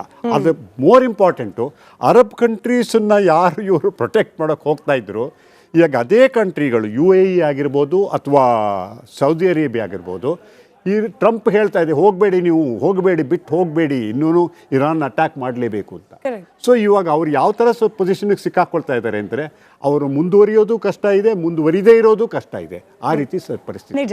ಪ್ರೇಮ್ಶೇಖರ್ ಸರ್ ಕನೆಕ್ಷನ್ ಸರಿ ಹೋಗಿದೆ ಅಂತ ಭಾವಿಸ್ತಾ, ಪ್ರೇಮ್ಶೇಖರ್ ಸರ್ ನಾವು ಅದೇ ಮಾತನಾಡ್ತಾ ಇದ್ವಿ. ಈಗ ಅಮೆರಿಕ ಅಧ್ಯಕ್ಷರಾದ ಟ್ರಂಪ್ ಅವರ ಬಗ್ಗೆ ಜನರಲ್ಲಿ ವಿಶ್ವಾಸ ಕಡಿಮೆ ಆಗ್ತಾ ಇದೆ ಅನ್ನೋ ರೀತಿಯ ರಿಪೋರ್ಟ್ಗಳು ಬರ್ತಾ ಇರೋದು, ಅಪ್ರೂವಲ್ ರೇಟಿಂಗ್ ಕಡಿಮೆ ಆಗ್ತಾ ಇದೆ ಅನ್ನೋ ರೀತಿಯಲ್ಲಿ JD ವಾನ್ಸ್ ಅವರೇನೆ ಕಂಪ್ಲೀಟ್ಲಿ ಟ್ರಂಪ್ ಜೊತೆಯಲ್ಲಿ ಎಲ್ಲದಕ್ಕೂ ಕೂಡ ಹಾಮಿಲ್ಲ ಅನ್ನೋ ರೀತಿಯಲ್ಲಿ ಸಿಚುಯೇಷನ್ ಅಲ್ಲಿ ಇಲ್ಲ ಅನ್ನೋದು, ಇದೆಲ್ಲ ಯಾವ ರೀತಿ ಗಮನಿಸಬೇಕು ಅಂತ ಹೇಳಿ. ಅಮೆರಿಕದಲ್ಲಿ ಯಾವುದೇ ಲೀಡರ್ದು ಅಪ್ರೂವಲ್ ರೇಟ್ ಕಡಿಮೆ ಆಗೋದು ಹೆಚ್ಚಾಗೋದು ಅದು ಮುಖ್ಯ ಅಲ್ವೇ ಅಲ್ಲ. ಇನ್ಫ್ಯಾಕ್ಟ್ ಆಕ್ಚುಲಿ ಈವನ್ ಎಲೆಕ್ಷನ್ಗೆ ಒಂದು ವಾರ ಮೊದಲು ಏನೋ ದೊಡ್ಡದಾಗ್ಬಿಟ್ರೆ ಆಗ ಏಕಾಏಕಿ ಇಳಿಬಹುದು, ಏರ್ಲಬಹುದು, ಅದನ್ನ ಲೆಕ್ಕಕ್ಕೆ ತಗೋಬೇಕಾಗಿಲ್ಲ. ಅದು ಬೇರೆ ಹೇಳೋದಕ್ಕೆ ಮೊದಲೇ ನೀವು JD ವಾನ್ಸ್ ವಿಷಯ ಹತ್ರ ಅದನ್ನ ಹೇಳೇ ಬಿಡ್ತೀನಿ. ಟ್ರಂಪ್ಗೆ ಇದು ಸೆಕೆಂಡ್ ಟರ್ಮ್, ಕೊನೆ ಟರ್ಮ್ ಆಯ್ತಾ. 2019 ಆ ಮನುಷ್ಯ ಎಲೆಕ್ಷನ್ 2028 ಎಲೆಕ್ಷನ್ಗೆ ನಿಲ್ಲೋದಿಲ್ಲ. ಆದ್ರೆ ನಿಲ್ಲೋ ಚಾನ್ಸ್ ಇರೋದು JD ವ್ಯಾನ್ಸ್ಗೆ ಆಯ್ತಾ. ಆ ಮನುಷ್ಯ ತನ್ನನ್ನು ತಾನು ನವೆಂಬರ್ 28 ಎಲೆಕ್ಷನ್ಗೆ ರಿಪಬ್ಲಿಕನ್ ಕ್ಯಾಂಡಿಡೇಟ್ ಮಾಡ್ಕೊಳ್ಳೋದಕ್ಕೆ ತಯಾರಿ ಮಾಡ್ಕೋತಾ ಇದ್ದಾರೆ. ಹೀಗಾಗಿ ಅವರು ಎಲ್ಲ ಕಾಂಟ್ರವರ್ಸಿ ದೂರ ಇದ್ದುಕೊಂಡು, ಅಂದ್ರೆ ಟ್ರಂಪ್ ಜೊತೆ ನಾನು ಅಂತ ಇಲ್ಲ ಅಂತ ಹೇಳಿಕೊಂಡು ತಮ್ಮ ಹೆಸರನ್ನ ಕ್ಲೀನ್ ಆಗಿ ಇಟ್ಕೊಳ್ಳೋದಕ್ಕೆ ಅವರು ಪ್ರಯತ್ನ ಪಡ್ತಾ ಇದ್ದಾರೆ. ಒಬ್ಬ ಪೊಲಿಟಿಷಿಯನ್ ಆಗಿ ಅಥವಾ ಅಂತ ವೆಂಚರ್ ಕ್ಯಾಪಿಟಲಿಸ್ಟು ಈಗೆಲ್ಲ ಎಂಥದ್ದು ಪೊಲಿಟಿಕಲ್ ಲೀಡರ್ ಆಗಿ ಆ ಥರ ಎಲ್ಲ ಲೆಕ್ಕ ಆಗ್ತಾ ಇದ್ದಾರೆ ಅಂತ ಹೇಳಿದ್ರೆ ಅದ್ರ ಬಗ್ಗೆ ನಾವು ಆಶ್ಚರ್ಯ ಪಡಬೇಕಾಗಿಲ್ಲ. ಅದನ್ನು ನಾವು ಬಿಟ್ಟುಬಿಡೋಣ. ಇನ್ಫ್ಯಾಕ್ಟ್ ಈಗ ಅಪ್ರೂವಲ್ ರೇಟ್ ಅಥವಾ ಟ್ರಂಪ್ ವಿರುದ್ಧ ಅದು ಎಂಥದ್ದು ನೋ ಕಿಂಗ್ಸ್ ಮೂವ್ಮೆಂಟ್ ಅಂದ್ಕೊಂಡು ಅದ್ರ ವಿಷಯಕ್ಕೆ ಬರೋಣ. ನೋಡಿ, ಈ ಬೈಡನ್ ಇದ್ದಾಗ ನಾವು ಅಮೆರಿಕದಲ್ಲಿ ಏನು ನೋಡಿದ್ವಿ, ಇಸ್ರೇಲ್ ಮತ್ತು ಗಾಜಾದ ಯುದ್ಧ ಶುರುವಾದಾಗ ಅಮೆರಿಕನ್ ಯೂನಿವರ್ಸಿಟಿ ಕ್ಯಾಂಪಸ್ಗಳಲ್ಲಿ ಹೊರಗಡೆ ಎಲ್ಲೆಲ್ಲೂ ಇಸ್ರೇಲ್ ವಿರುದ್ಧ ಸ್ಟೂಡೆಂಟ್ಸು, ಟೀಚರ್ಸು, ಅವರು ಇವರು ಎಲ್ಲರೂ ಪ್ರೊಟೆಸ್ಟ್ ಮಾಡಿದ್ರು ಅಲ್ವಾ. ಅವ್ರು ಯಾರು? ಅವರೆಲ್ಲ ಲೆಫ್ಟಿಸ್ಟು, ಆಂಟಿ ಜೆವಿಶ್, ಆಂಟಿ ಸೆಮಿಟಿಸ್ಟ್ ಇರೋದು. ಮತ್ತು ಅವ್ರನ್ನ ನಮ್ಮಲ್ಲೂ ಸಹ ಪ್ಯಾಲೆಸ್ತೈನ್ ಹೆಸರು ಬ್ಯಾಗ್ ಹಾಕೊಂಡು ಪಾರ್ಲಿಮೆಂಟ್ ಒಬ್ಬರು MP ಓಡಾಡ್ತಾ ಇದ್ರು, ನೆನಪಿರ್ಬೋದು. ಅಂದ್ರೆ ಒಂದು ಆಂಟಿ ಇಸ್ರೇಲ್ ಲಾಬಿ ತುಂಬಾ ಸ್ಟ್ರಾಂಗ್ ಆಗಿತ್ತು ಬೈಡನ್ ಕಾಲದಲ್ಲಿ ಆಯ್ತಾ. ಟ್ರಂಪ್ ಬಂದ ಕೂಡಲೇ ಅವರನ್ನೆಲ್ಲ ಅವ್ರ ಬಾಗಿಲುಗಳನ್ನೆಲ್ಲ ಅವ್ರ ದುಕಾನ್ಗಳನ್ನೆಲ್ಲ ಬಂದ್ ಮಾಡಿಬಿಟ್ರು. ಈಗ ಇಸ್ರೇಲ್ ಪರವಾಗಿ ಟ್ರಂಪ್ ಯುದ್ಧ ಶುರು ಮಾಡಿರೋದ್ರಿಂದ ಆ ಒಂದು ಅದೇ ಆಂಟಿ ಇಸ್ರೇಲ್ ಲಾಬಿ ಇತ್ತಲ್ಲ, ಅದು ಮತ್ತೆ ಚಿಗುರ್ಕೊಂಡಿದೆ, ಮತ್ತೆ ದೊಡ್ಡದಿದೆ. ಅದೇ ಕಳೆದ ವಾರ ಎಷ್ಟು 300ರಷ್ಟು ಜಾಗದಲ್ಲಿ 90 ಲಕ್ಷದಷ್ಟು ಜನ ಪ್ರೊಟೆಸ್ಟ್ ಮಾಡಿದ್ರ ಟ್ರಂಪ್ ವಿರುದ್ಧ. ಅದು ಆಕ್ಚುಲಿ 1 ವರ್ಷ ತೆಪ್ಪಗಿದ್ದಂತ ಆಂಟಿ ಸೆಮಿಟಿಕ್ ಜನರು ಮತ್ತೆ ಲೆಫ್ಟಿಸ್ಟು ಒಟ್ಟಾಗಿ ಸೇರಿ ಮಾಡಿದ್ದು, ಇದು ಸಹ ನಿಂತಿರ್ತದೆ. ಮತ್ತೆ ಈ ಯುದ್ಧ ನೋಡಿ, ಎಲೆಕ್ಷನ್ ನವೆಂಬರ್ನಲ್ಲಿ ಆಗೋದು ಆಯ್ತಾ, ಇನ್ನು ಎಷ್ಟು 7 months ಅವೇ. ಈ ಫಾಸ್ಟ್ ಚೇಂಜಿಂಗ್ ಸಿಚುವೇಶನ್ ಡೆವಲಪ್ಮೆಂಟ್ಸ್ ದಿನಗಳಲ್ಲಿ 7 ತಿಂಗಳುಗಳು ಬಹಳ ದೊಡ್ಡ ಇದು ಇದೆ. ಇನ್ನೊಂದೆರಡು ತಿಂಗಳಲ್ಲಿ ಏನೇ ಬೇಕಾಗಿಲ್ಲ. ಸೆಪ್ಟೆಂಬರ್ಲಿ ಏನಾದರೂ ಟ್ರಂಪ್ ಯುದ್ಧವನ್ನು ಪೂರ್ಣವಾಗಿ ಗೆದ್ದು ಇರಾನ್ನಲ್ಲಿ ತಮಗೆ ಬೇಕಾದಂಥ ಸರ್ಕಾರವನ್ನ ಮಾಡಿ, ಅಥವಾ ಅಲ್ಲಿ ನತಾಂಜ್ ಇಸ್ಫಹಾನ್ದು ಔಟ್ಸ್ಕರ್ಟ್ಸ್ ಅಲ್ಲಿ ಇದೆಯಲ್ಲ ಪಿಕ್ಯಾಕ್ಸ್ ಮೌಂಟನ್, ಅದ್ರ ಕೆಳಗಿನ ಕೃತಕ ಸುರಂಗಗಳಲ್ಲಿ ಎಷ್ಟು ಇರಾನಿಯನ್ 60% ಎನ್ರಿಚ್ಡ್ ಯುರೇನಿಯಂ ಅನ್ನ ಅಡಗಿಸಿಟ್ಟಿದಾರಲ್ಲ ಕಂಟೈನರ್ಗಳಲ್ಲಿ, ಅದನ್ನೆಲ್ಲ ಟ್ರಂಪ್ ಎತ್ಕೊಂಡು ಬಂದು ಬಿಟ್ರೆ let me tell you, practically possible sir ಇದೆಲ್ಲ? ಅಂದ್ರೆ ಆದ್ರೆ ಸರಿಯೇ ನೀವು ಹೇಳ್ತಿರೋ ಟೋನು, ಬಟ್ ಆಗತ್ತಾ ಅನ್ನೋದು ನನ್ನ ಪ್ರಶ್ನೆ. ಅಲ್ಲಲ್ಲ, ಆಕ್ಚುಲಿ ಹೈಪೋಥೆಟಿಕಲ್ ಅಲ್ವೇ ಅಲ್ಲ. ಇದುವರೆಗೆ ಏನ್ ನಡ್ಕೊಂಡು ಬಂದಿದೆ ಅದನ್ನ ನೋಡಿದ್ರೆ ಇದು ಆಗೋದು ಹೀಗೇನೆ. ಈಗ ನೋಡಿ, ಈಗ ಯುದ್ಧ ಆಗಿ ಒಂದು 35 ದಿನಗಳಾಗಿವೆ. ಅಮೆರಿಕ ಹಿಂದೆ 8 ವರ್ಷಗಳು ವಿಯೆಟ್ನಾಂ ಯುದ್ಧ ಮಾಡಿದೆ. ಎಷ್ಟು body bags, 45,000 Americans lost their lives in Vietnam, 11,000 missing ಆಯ್ತಾ ವಿಯೆಟ್ನಾಂ. ಅನಂತರ ಇರಾಕ್ನಲ್ಲಿ ಎಷ್ಟಾಯ್ತು ಅಂದ್ರೆ 2003 to 2013 ಫ್ಯೂ ಮೋರ್ ಥೌಸಂಡ್. ಅಫ್ಘಾನಿಸ್ತಾನದಲ್ಲಿ 20 ವರ್ಷಗಳಲ್ಲಿ ಎಷ್ಟು ಬಾಡಿ ಬ್ಯಾಗ್ ಬಂತು? 21 ಇಷ್ಟು. ಈಗ ಮತ್ತೊಂದು ಬಾಡಿ ಬ್ಯಾಗ್ಸ್. ಒಂದು ದೇಶ ಅಂಥದ್ದು ಆಕ್ಚುಲಿ ಅದು ಭಾಳ sensitive, American lives matter a lot, okay, ಅದು ಇನ್ನು ಇರ್ಬೋದು. ಆದರೆ ಇಂಥ ಒಂದು ಸಿಚುವೇಶನ್ ಬಂದಾಗ American government will not hesitate to lose their soldiers. Actually ಅದನ್ನ ತಪ್ಪು ಅಂತ ಸರಿ ಅಂತ ನಾವು ಮಾರಲಿಸ್ಟಿಕ್ ಇದಕ್ಕೆ ನಾವು ಹೋಗೋದು ಬೇಡ. ಆದ್ರೆ ಇಂಥ ಸಿಚುವೇಶನ್ ಬಂದಾಗ Trump will not hesitate to send American troops. ಆದ್ರೆ ಆ ಹೋಗೋದಕ್ಕೂ ಮೊದಲು ಅದು ಹೇಳ್ತಿದ್ರ ಟ್ರಂಪ್ ಕ್ಯಾಲ್ಕುಲೇಷನ್ ಮಾಡಲ್ಲ ಅನ್ನೋ ಮಾತು ಬಂತಲ್ಲ, ಅದಕ್ಕೆ ಹೇಳ್ತಾ ಇದ್ದೀನಿ. USS ಟ್ರಿಪೋಲಿ ಬಂದು 3600 ಮೆರೈನ್ಗಳನ್ನ ತಗೊಬಂದು ನಿಲ್ಲಿಸಿ ಒಂದು ವಾರವೇ ಆಯಿತು. ಇನ್ನೂ ಯಾಕೆ ಕಾರ್ ಮೇಲೆ ಅಟ್ಯಾಕ್ ಮಾಡಿಲ್ಲ ಅಂದ್ರೆ ಇನ್ನೂ ಇದೆಲ್ಲ ಅಂದ್ರೆ ಅಲ್ಲಿ ಅಲ್ಲಿ ನಾವು ಹೋದ್ರೆ ನಮ್ಗೆ ತೊಂದರೆ ಆಗ್ತದೆ. ಇನ್ನೂ ಸ್ವಲ್ಪ ಇರಾನ್ದು IRGC ಇನ್ನಷ್ಟು ಕ್ರಿಪಲ್ ಮಾಡಿ ಅವರ ಡ್ರೋನ್ಸ್ ಅಂಡ್ ಮಿಸೈಲ್ಸ್ ಅವುಗಳನ್ನು ಇನ್ನಷ್ಟು ನಿಷ್ಕ್ರಿಯಗೊಳಿಸಿದ ನಂತರ ಅಷ್ಟೇ ಟ್ರೂಪ್ಸ್ ಕಳೆದು ಅಂತ ಟ್ರಂಪ್ ವೆಯ್ಟ್ ಮಾಡ್ತಾ ಇದ್ದಾರೆ. ಈಗ ನಾನು ಮತ್ತೆ ರಿಪೋರ್ಟ್ ಮಾಡ್ತೀನಿ, ಈ ದಿನಕ್ಕೊಂದು ಹೇಳ್ತಾರಲ್ಲ, ಲೆಕ್ಕಕ್ಕೆ ತಗೊಳ್ಳೇಬೇಡಿ, ಆ ಮನುಷ್ಯ ಏನ್ ಮಾಡ್ತಾರೆ ಅನ್ನೋದನ್ನ ಮಾತ್ರ ನೋಡಿ, ಮಾತನ್ನ ಕಂಪ್ಲೀಟ್ ಇಗ್ನೋರ್ ಮಾಡಿ ನೀವು.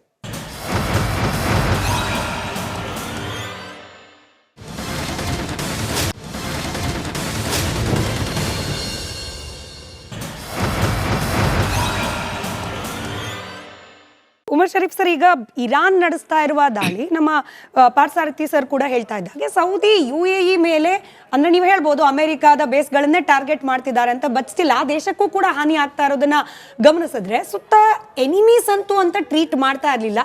ಸುನ್ನಿ ಶಿಯಾ ರಾಷ್ಟ್ರಗಳು ಐಡಿಯಾಲಜಿಕಲಿ ಬೇರೆ ಅಂತಿದ್ರೂ ಕೂಡ ಶತ್ರುಗಳಾಗಂತೂ ನಮಗೆ ಗೊತ್ತಿರೋ ಹಾಗಿರ್ಲಿಲ್ಲ. ಈಗ ಅಟ್ಲೀಸ್ಟ್ ಫ್ರೆಂಡ್ ಆಗುವ ಅವಕಾಶವನ್ನು ಕೂಡ ಕಳ್ಕೊಳ್ತಾ ಇದೆಯಾ ಇರಾನ್ ಈ ಯುದ್ಧದ ಭಾಗವಾಗಿ ಸುತ್ತಮುತ್ತ ಇರುವ UAE ಹಾಗೆ ಸೌದಿ ರಾಷ್ಟ್ರಗಳನ್ನ ಅಂತ ಹೇಳಿ? ನೋಡಿ, ಸೌದಿ ಆಗಲಿ ಮತ್ತು ಅಲ್ಲಿರೋತಕ್ಕಂಥ GCC and including all Sunni nations including Iran ಎಲ್ಲರೂ OIC ಮೆಂಬರ್ಸ್ ಆಗಿದ್ದಾರೆ ಇವತ್ತಿಗೂ ಕೂಡ. That is organisation for Islamic cooperation. ಅದರ ಮೇನ್ ಉದ್ದೇಶ ಏನು ಗೊತ್ತಾ? ಪ್ಯಾಲೆಸ್ಟೀನ್ ಪ್ರಾಬ್ಲಮ್ಗೆ ಸೊಲ್ಯೂಷನ್ ತೊಗೊಂಡು ಬರಬೇಕಂತ ಉದ್ದೇಶನೇ ಅದೇ ಇರೋದು. ಇವಾಗ ಸುನ್ನಿ ನೇಷನ್ಸ್ ಅಂತ ಅಂದ್ಕೊಂಡ್ರೆ ಅವ್ರೇನು ಅಮೇರಿಕಾ ಫ್ರೆಂಡ್ಸ್ ಇಲ್ಲ, ಅವ್ರು ಬೇರೆ ಏನು they don't have a route. ಅವರಿಗೆ ಬಂದು ಆರ್ಥಿಕ ನಲ್ಲಿ ಅವ್ರು ಸ್ವಲ್ಪ ಬೆಳವಣಿಗೆ ಅಂದರೆ they have to develop in their economic front. ಅದಕ್ಕೋಸ್ಕರ ಅವ್ರು ಏನು ಮಾಡ್ಕೊಂಡಿದ್ದಾರೆ, ಒಡಂಬಡಿಕೆಲ್ಲ ಮಾಡ್ಕೊಂಡಿದ್ದಾರೆ. ಒಂದು ಉದಾಹರಣೆ ಕೊಡ್ತೀನಿ. ಒಂದು ವೇಳೆ ಈ ಅರಬ್ ನೇಷನ್ಸು ಸೂಪರ್ ಪವರ್ ಆಗಿದ್ದಿದ್ರೆ ಇಂತಹ ಒಡಂಬಡಿಕೆ ಮಾಡೋಕ್ಕೆ ಅಮೇರಿಕ ಜೊತೆಗೆ ಬರ್ತಾರಾ? ಬರೋದೇ ಇಲ್ಲ. ನೋಡಿ, ಇವಾಗ ಆ್ಯಂಟಿಸೆಮಿಟಿಸಮ್ ಬಗ್ಗೆ ಮಾತಾಡಿದ್ರು. ಆ್ಯಂಟಿಸೆಮಿಟಿಸಮ್ ಏನು ಅಂದರೆ ಒಂದು ರೇಸ್ ಮೇಲೆ ಒಂದು ದ್ವೇಷದ ಮೂಲಕ ಯುದ್ಧ ಮಾಡೋದು ಆ್ಯಂಟಿಸೆಮಿಟಿಸಮ್. ಅದು ಏನಂದರೆ ದೇ ಐಡೆಂಟಿಫೈ ವಿತ್ ದಿ ಯಹೂದ್ ಅಂದರೆ ಜ್ಯೂಸ್. ಬಟ್ ಆ್ಯಕ್ಚುಲಿ ಏನಂದರೆ the Muslims and the juice and Christians ಎಲ್ಲರೂ ಕಸಿನ್ಸೇ. ಎಲ್ಲ ಏಬ್ರಾಹಮಿಕ್ ರಿಲಿಜನ್ನ ಫಾಲೋ ಮಾಡ್ತಾರೆ, ಏಬ್ರಾಹಮಿನ ಮಕ್ಕಳೇ ಎಲ್ಲರೂ. ಸೊ ಆ್ಯಂಟಿಸೆಮಿಟಿಸಮ್ ಯಾಕೆ ಸೆಲೆಕ್ಟಿವ್ ಆಗಿ ಯೂಸ್ ಮಾಡಬೇಕು? ಯಾಕೆ ಯಹೂದನ್ನು ಮಾತ್ರ ದ್ವೇಷಿಸಬೇಕು? ಯಾಕೆ ಅರಬ್ಸನ್ನು ಯಾಕೆ ದ್ವೇಷಿಸಬೇಕು ಅಂತ ಯಾಕೆ ಮಾಡ್ತಿಲ್ಲ? ಅಂದರೆ ಯಾಕೆ ಈ ದ್ವೇಷ ಬಂದು ಏನಂದರೆ ನಾವು ಸೆಲೆಕ್ಟಿವ್ ಆಗಿ ಆ್ಯಂಟಿಸೆಮಿಟಿಸಮ್ ಅಂತ ಹೇಳ್ಕೊಳ್ತಿದ್ದೀವಿ. Even Arabs are part of the Semitic religion ಅಲ್ಲ. ಅದೇ ಆನ್ ಗ್ರೌಂಡ್ ಅಂದರೆ ಇವಾಗ ಏನಂದರೆ ಇರಾನ್ ಬಂದು ಎಂದಿಗೂ ಬಿಟ್ಕೊಡಲ್ಲ ಈ ಯುದ್ಧವನ್ನು. ಇದು ಅರ್ಥ ಮಾಡ್ಕೊಳ್ರಿ. ಅವರಲ್ಲಿ ಯಾರೋ ತೀರೋಗ್ಬಿಟ್ರೆ ಅವ್ರು ಖುಷಿ ಪಡ್ತಾ ಇದ್ದಾರೆ. ಅಂದರೆ ಅಲ್ಹಮ್ದುಲಿಲ್ಲಾ ಎಲ್ಲ ಸರ್ವಸ್ತುತಿ ದೇವನಿಗೆ ಅಂತ ಹೇಳ್ಕೊಳ್ತಾರೆ. ಯಾಕಂದರೆ ಅವನು ಒಬ್ಬ ಅಮರನಾಗಿ ಮಡ್ದಿದ್ದಾನಂತ. ನೋಡಿ, ಅಂಥ ಒಂದು ಮೈಂಡ್ ಸೆಟ್ ಇದರಲ್ಲಿ ಅವರಿದ್ದಾರೆ. ಎಷ್ಟೇ ಜನರು ತೀರೋದ್ರು ಕೂಡ ಇನ್ನೊಬ್ಬ ಲೀಡರ್ ಬಂದೇ ಬರ್ತಾನಂತ ಆ ಒಂದು ನಿರ್ಧಾರಕ್ಕೆ ಅವ್ರು ಬಂದಿದ್ದಾರೆ ಆಲ್ರೆಡಿ. ಸೊ ಹಾಗಾಗಿ ಅದ್ರ ಬಗ್ಗೆ ಏನು ಕೊರತೆ ಇಲ್ಲ. ಇವಾಗ ಏನಂದರೆ ವಾರ್ ಕ್ರಿಮಿನಲ್ಸ್ ಯಾರಂತ ನಾವು ಸ್ಪಷ್ಟವಾಗಿ ಅರ್ಥ ಮಾಡ್ಕೊಳ್ಬೇಕಾಗಿದೆ ವೆರಿ ಕ್ಲಿಯರ್ಲಿ. ಜಸ್ಟ್ 2024ನಲ್ಲಿ the ICC has termed that Netanyahu is a war criminal. War criminal ಅಂದರೆ ಅವನು ಎಷ್ಟೋ ಜನರನ್ನು ಕೊಂದಾಕಿದ್ದಾನೆ ಅನ್ಯಾಯವಾಗಿ. ಎಷ್ಟು ಮಟ್ಟಿಗೆ ಅಡಾಲ್ಫ್ ಹಿಟ್ಲರನ್ನು ನಾವು ದ್ವೇಷಿಸಬೇಕು, ಎಷ್ಟು ಮಟ್ಟಿಗೆ ಒಸಾಮಾ ಬಿನ್ ಲಾಡೆನನ್ನು ದ್ವೇಷಿಸಬೇಕು, ಅದೇ ರೀತಿ ಈ ವಾರ್ ಕ್ರಿಮಿನಲ್ನ ಕೂಡ ನಾವು ದ್ವೇಷಿಸಬೇಕು. ಅವನು ಅಮೆರಿಕನ್ ಆಗಲಿ ಇಲ್ಲ ಇಸ್ರೇಲಿ ಆಗಲಿ ಅದಕ್ಕೋಸ್ಕರ ಇಲ್ಲ, ಅವ್ನು ಮಾಡಿರುವ ಕೃತ್ಯ ಹೆಂಗಿದೆ ಅದ್ರ ಮೇಲೆ ಮೂಲಕ 30-50 ಸಾವಿರ ತನ್ನದೇ ದೇಶದ ಜನರನ್ನ ಸಾಯಿಸಿದ ಆಯತುಲ್ಲಾ ಖೊಮೇನಿಯನ್ನ ನಾವು ಸರ್ವೋಚ್ಚ ನಾಯಕ, ಶಿಯಾ ಪಂಗಡದ ಸರ್ವತೋಮುಖ ನಾಯಕ ಈ ರೀತಿಯಲ್ಲಿ ಅಂದ್ರೆ ಯಾರೋ ಒಂದು ಆರ್ಗನೈಸೇಷನ್ ಅವರನ್ನ ವಾರ್ ಕ್ರಿಮಿನಲ್ ಅಥವಾ ಜನರ ಹತ್ಯೆಯನ್ನ ಮಾಡ್ದಾತ ಅಂತ ಹೇಳಿಲ್ಲ ಅಂದ ಮಾತ್ರಕ್ಕೆ 30,000-50,000 ಲೆಕ್ಕಗಳು ಅದೇ ದೇಶದ ಜನರು ಹೇಳ್ತಿರುವಾಗ ಅದನ್ನ ಯಾವ ರೀತಿ? ನಾನು ಅದೇನಂದ್ರೆ ವೆರಿ ಇಂಪಾರ್ಟೆಂಟ್. ನಾವೇನಂದ್ರೆ UN ನೇಷನ್ ಏನು ಹೇಳ್ತಿದೆ, ICC ಏನು ಹೇಳ್ತಿದೆ, ಇಂಟರ್ನ್ಯಾಷನಲ್ ಕ್ರಿಮಿನಲ್ ಕೋರ್ಟ್ ಏನು ಹೇಳ್ತಿದೆ, ಅದರ ಮುಖಾಂತರ ನಾವು ಬಂದು ಒಂದು ಒಪಿನಿಯನ್ ಫಾರ್ಮ್ ಮಾಡೋಣ. ಎಲ್ಲರಿಗೂ ಒಂದು ಸ್ಟ್ಯಾಂಡರ್ಡ್ ಇದೆಲ್ಲ. ಸ್ಟ್ಯಾಂಡರ್ಡ್ ಇಲ್ಲದೆ ನಾವು ಮಾತಾಡಕ್ಕೆ ಹೋದರೆ ಇವ್ರು ಮಾಡಿದ್ರಲ್ಲ ಅವ್ರು ಮಾಡಿದ್ರಲ್ಲ, ನಾವು ಹಂಗೆ ಮಾತಾಡಕ್ಕೆ ಹೋದರೆ ಅದಕ್ಕೆ ವಾಟ್ ಅಬೌಟ್ರಿ ನಡೆಯುತ್ತೆ. ಅವ್ರು ಮಾಡಿದ್ರಲ್ಲ ನೀವು ಯಾಕೆ ಪ್ರಶ್ನೆ ಮಾಡಿಲ್ಲ, ಹೀಗೆ ಮಾಡಕ್ಕೆ ಹೋದರೆ ಚೈನ್ ಆಫ್ ಕ್ವಶನ್ಸ್ ಹಂಗೆ ಉದ್ಭವ ಆಗುತ್ತೆ. ಮಾಡ್ದಲ್ಲ ಸುಮ್ಮನೆ ಇರೋ ತರ ಸಿಚುವೇಶನ್ ಇರಬೇಕಾದ್ರೆ ಇಡೀ ಜಗತ್ ನೋಡಿದೆ. ನ್ಯಾಟೋ ಹಾಗೆ ಟ್ರಂಪ್ ನಡುವೆ ನಡೀತಾ ಇರ್ತಕ್ಕಂಥ ಈ ಭಿನ್ನಾಭಿಪ್ರಾಯದ ಮಾತುಗಳು ಯಾರಿಗೆ ನಷ್ಟ ಸರ್? ಇದು ನಿಜವಾಗ್ಲೂ ಅಮೆರಿಕಾಗ್ ನಷ್ಟನಾ ಅಥವಾ ನ್ಯಾಟೋದ ಇತರೆ ರಾಷ್ಟ್ರಗಳಿಗೆ ನಷ್ಟನಾ ಅಂತ? ಟ್ರಂಪು ಬಂದಾಗ್ಲಿಂದನೂ ಒಂದು ಹೇಳ್ತಾ ಇದ್ದಾರೆ ಏನಂದರೆ ಯುರೋಪು ಫಾರ್ ಡಿಕೇಡ್ಸ್ ದಶಕಗಳಲ್ಲಿ ಅಮೆರಿಕ ಕೊಡೋ ಸೆಕ್ಯೂರಿಟಿನ ಯೂಸ್ ಮಾಡಿಕೊಂಡು ಅವ್ರು ಎಕನಾಮಿಕಾಗಿ ಡೆವಲಪ್ ಮಾಡಿಕೊಂಡ್ರು, ಅಷ್ಟು ಮಾಡ್ಕೊಂಡೋದ್ರು, ಕಾಂಟ್ರಿಬ್ಯೂಟ್ ಕೂಡ ಮಾಡ್ತಾ ಇಲ್ಲ. I think to that extent he is right. ಇವಾಗ ಏನಾಗ್ತಾ ಇದೆ, ಅಮೇರಿಕ ಈಗ ಮೊನ್ನೆ ಎಲ್ಲ ದಾವೋಸಲ್ಲಿ ಅಲ್ಲೆಲ್ಲ ಹೇಳಿದ್ದೇನು ಅಂದರೆ, ನೋಡ್ರಿ ನೇಟೋನಲ್ಲಿರೋದು ಅಮೇರಿಕ ಬಿಟ್ಟರೆ ನೇಟೋ ಉಳಿಯಲ್ಲ, ನಾವೇ ಮಾಡ್ತಾ ಇರೋದು, ನಾವೇ ಪೇ ಮಾಡ್ತಾ ಇರೋದು, ನಾವೇ ಇಟ್ಕೊಂಡಿದ್ದೀವಿ ಅಂತ.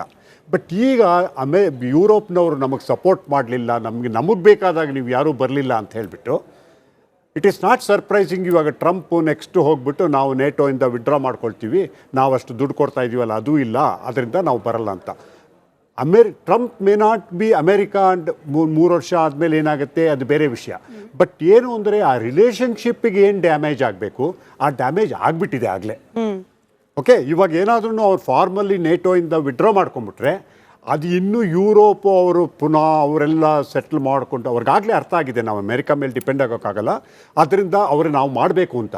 ಬಟ್ ಅವ್ರು ಇನ್ನೂ ಎಷ್ಟು ಖರ್ಚು ಮಾಡಿ ಏನು ಮಾಡಬೇಕು ಅದು ಒಂದು.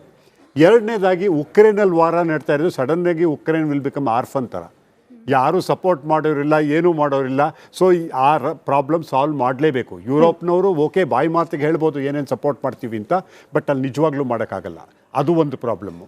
ಮೂರನೇ ಪ್ರಾಬ್ಲಮ್ ಏನಾಗುತ್ತೆ, ಈ ಅರಬ್ ದೇಶಗಳು ಈ ಅಮೇರಿಕಾ ಮೇಲೆ ಡಿಪೆಂಡ್ ಆಗಿದ್ದಲ್ಲ ಇಷ್ಟು, ಇನ್ಮೇಲೆ ಅವ್ರಿಗೆ ಗೊತ್ತಾಯಿತು ನಾವು ಇರಾನ್ ರೀಚಲ್ಲಿದ್ದೀವಿ ಅಂತ. ಓಕೆ, ಇವಾಗ ಇನ್ನು 5 ವರ್ಷ ಇರಾನು ತುಂಬ ಇದಾಗ್ಬಿಡ್ಬೋದು, ಎಲ್ಲ ಡಿಸ್ಟ್ರಾಯ್ ಆಗಿ ಏನೂ ಮಾಡೋಕ್ಕಾಗಲ್ಲ ಅಂತ. But Iran may be Islamic in religion, but they have Persians ಅಂದರೆ centuries, thousands of years of history ಇದೆ ಅವ್ರಿಗೆ, ಅವ್ರದ್ದೇ ಸಿವಿಲೈಸೇಷನ್ ಇದೆ, ಅವ್ರದ್ದೇ ಎಲ್ಲ ಪ್ರತಿಯೊಂದು ಇದೆ. ಅದನ್ನು ನೀವು ಬೇರೆ ರಾಷ್ಟ್ರದ ಥರ ನೋಡ್ಕೊಳ್ಳೋಕ್ಕಾಗಲ್ಲ. ಆದ್ದರಿಂದ ಅವರ ರೀಚಲ್ಲಿ ನಾವೆಲ್ಲ ಬರ್ತೀವಿ ಅಂತ ಈ ಮಿಡ್ಲ್ ಈಸ್ಟ್ ಕಂಟ್ರಿಗಳಿಗೆಲ್ಲ ಇವಾಗ ಆಗಲೇ ಯೋಚನೆ ಶುರು ಆಗಿಬಿಟ್ಟಿದೆ. ಅವರು ಯಾವ ಥರ ಹೋಗ್ತಾರೆ, ಅವ್ರು ಅಮೇರಿಕಾ ಜೊತೆ ಹೋಗ್ತಾರಾ ಇಲ್ಲ ಬೇರೆ ಏನು ಮಾಡೋಕ್ಕಾಗುತ್ತೆ ಅಂದ್ರೇನು ಅಂದರೆ, ನಮ್ಮ ಈಗ ತಾನೇ ಲಿಂಗಣ್ಣವರು ಹೇಳ್ತಾರ ಪ್ರಪಂಚದ ವರ್ಲ್ಡ್ ಆರ್ಡರ್ ಅಂತ ಹೇಳ್ತಾರೆ, ಅದಾಗಲೇ ಆಲ್ರೆಡಿ 3 ಇಯರ್ಸಿಂದ ಮೊದಲಿಂದನೇ ಶುರು ಆಗಿತ್ತು ಚೇಂಜ್ ಆಗಲಿಕ್ಕೆ. ಇವಾಗ ಏನು ಅಂದರೆ ಅದೇನೋ ಒಂದು ಟೈಮಲ್ಲಿ ಬರುತ್ತೆ, ಮೊಮೆಂಟಮ್ ಬರುತ್ತೆ, ಎಲ್ಲ ಆಗುತ್ತೆ ಅಂತ ಆಗುತ್ತಲ್ಲ, ಆ ಥರ ವರ್ಲ್ಡ್ ಆರ್ಡರ್ ಚೇಂಜ್ ಆಗುತ್ತೆ. ಅದರಲ್ಲಿ ಮಲ್ಟಿಪೋಲಾರ್ ವರ್ಲ್ಡಲ್ಲಿ ಯಾರ್ಯಾರು ಯಾವ ಕಡೆ ಹೋಗ್ತಾರೆ ಅಂತ. ಬಟ್ ಒಂದೇ ಒಂದು ನೀವು ಇದರಲ್ಲಿ ನೋಡ್ಕೋಬೇಕು ಅಂದರೆ, ಈ ಇರಾನ್ ಮೇಲೆ ದಾಳಿ ಮಾಡಿದ್ದು ಅಮೇರಿಕಾದ್ದು ದೊಡ್ಡ ಮಿಸ್ಟೇಕಾ? ಇದರಿಂದ ಅಮೇರಿಕಾ ಇದುವರೆಗೂ ಒಂದು ರೀತಿಯಲ್ಲಿಂದ ಮೋಸ್ಟ್ ಪವರ್ಫುಲ್ ಕಂಟ್ರಿ, ಅವ್ರು ಹೇಳಿದ್ದೇ ನಡೆಯುತ್ತೆ ಅನ್ನೋದಿತ್ತಲ್ಲ, ರೆಸ್ಪೆಕ್ಟ್ ಇತ್ತಲ್ಲ, ಡಿಗ್ನಿಟಿ ಪ್ರೆಸ್ಟೀಜ್ ಇತ್ತಲ್ಲ, ಅದೆಲ್ಲನೂ ಕೆಳಗಡೆ ಇಳಿಯೋದಕ್ಕೆ ಇದು ಟರ್ನಿಂಗ್ ಪಾಯಿಂಟಾ ಆಗುತ್ತಾ ಅನ್ನೋದು ತುಂಬ ಇಂಪಾರ್ಟೆಂಟ್. ನಿಮ್ಮ ಪ್ರಕಾರ ಸರ್ ಆಗುತ್ತಾ? Quite possible. ಓಕೆ, ನಾನು ಸೇಮ್ ಪ್ರಶ್ನೆ ಹಾಗಾದ್ರೆ ಪ್ರೇಮ್ಶೇಖರ್ ಸರ್ಗೆ ವರ್ಗಾವಣೆ ಮಾಡ್ತೀನಿ. ಅಮೆರಿಕಾದ ಪ್ರೆಸ್ಟೀಜ್ನ ಲ್ಯಾಡರ್ ಅಲ್ಲಿ ಡೌನ್ಫಾಲ್ ಅನ್ನೋದೇನಾದ್ರೂ ಶುರುವಾಗುತ್ತಾ ಅಂತ ಸರ್? ಒಳ್ಳೆ ಪ್ರಶ್ನೆ ಇದು. ಅದಕ್ಕೆ ಮೊದಲು ನ್ಯಾಟೋ ಬಗ್ಗೆನೇ ಮಾತಾಡ್ಬೇಡ. ನೋಡಿ, ಎಂಥ ಕೋಇನ್ಸಿಡೆನ್ಸ್ ಅಂತಂದ್ರೆ, ಇವತ್ತು ಏಪ್ರಿಲ್ 4 ನ್ಯಾಟೋದು ಹುಟ್ಟದಬ್ಬ. ಇವತ್ತು ನ್ಯಾಟೋ ಸ್ಥಾಪನೆಯಾದದ್ದು 49ನೇ ಇಸ್ವಿ ಏಪ್ರಿಲ್ 4ನೇ ತಾರೀಕು. ಸೊ ನ್ಯಾಟೋಗೆ 77ರ ಜನ್ಮದಿನದ ಸಂಭ್ರಮ ಇವತ್ತು. ವಯಸ್ಸಾಯ್ತು ಅಂತ ಅಲ್ಲೋ, 77 ವರ್ಷ ಆಯ್ತು. ಹೀಗಾಗಿ ಅಂದ್ರೆ ವಯಸ್ಸಾಗೋಯ್ತು ಅನ್ನೋದು ಬೇಡ ಅಂತ ಅಂದ್ರೆ ಅಂದ್ರೆ ಅದು ಎಂತ ನೋಡಿ, ಆ ದಿನ ನಾವು ಅದ್ರ ಹುಟ್ಟಿದಬ್ಬದ ದಿನ ನಾವು ಅದ್ರ ಬಗ್ಗೆ ನಾವು ಮಾತಾಡ್ತಾ ಇದ್ದೀವಿ. ಇನ್ ಮುಂದೆ ಇರ್ತದ ಇಲ್ವೋ ಏನಾಗ್ತದೆ ಅಂತ ಅದು ಎಂತ ಕೋಇನ್ಸಿಡೆನ್ಸ್, ಪ್ಲೆಸೆಂಟ್ ಕೋಇನ್ಸಿಡೆನ್ಸ್ ನೋಡಿ ಇದು, ಅಥವಾ ಸ್ಟ್ರೇಂಜ್ ಕೋಇನ್ಸಿಡೆನ್ಸ್, ರೈಟ್? ನೋಡಿ ಆಯ್ತಾ. ಸೊ ಈಗ ನ್ಯಾಟೋ ಏನಾಗ್ತದೆ, ಅದು ಉಳ್ಕೋತದ ಅಂತ ಉಳ್ಕೊಳ್ತದೆ. ಯಾಕೆ ಗೊತ್ತಾ?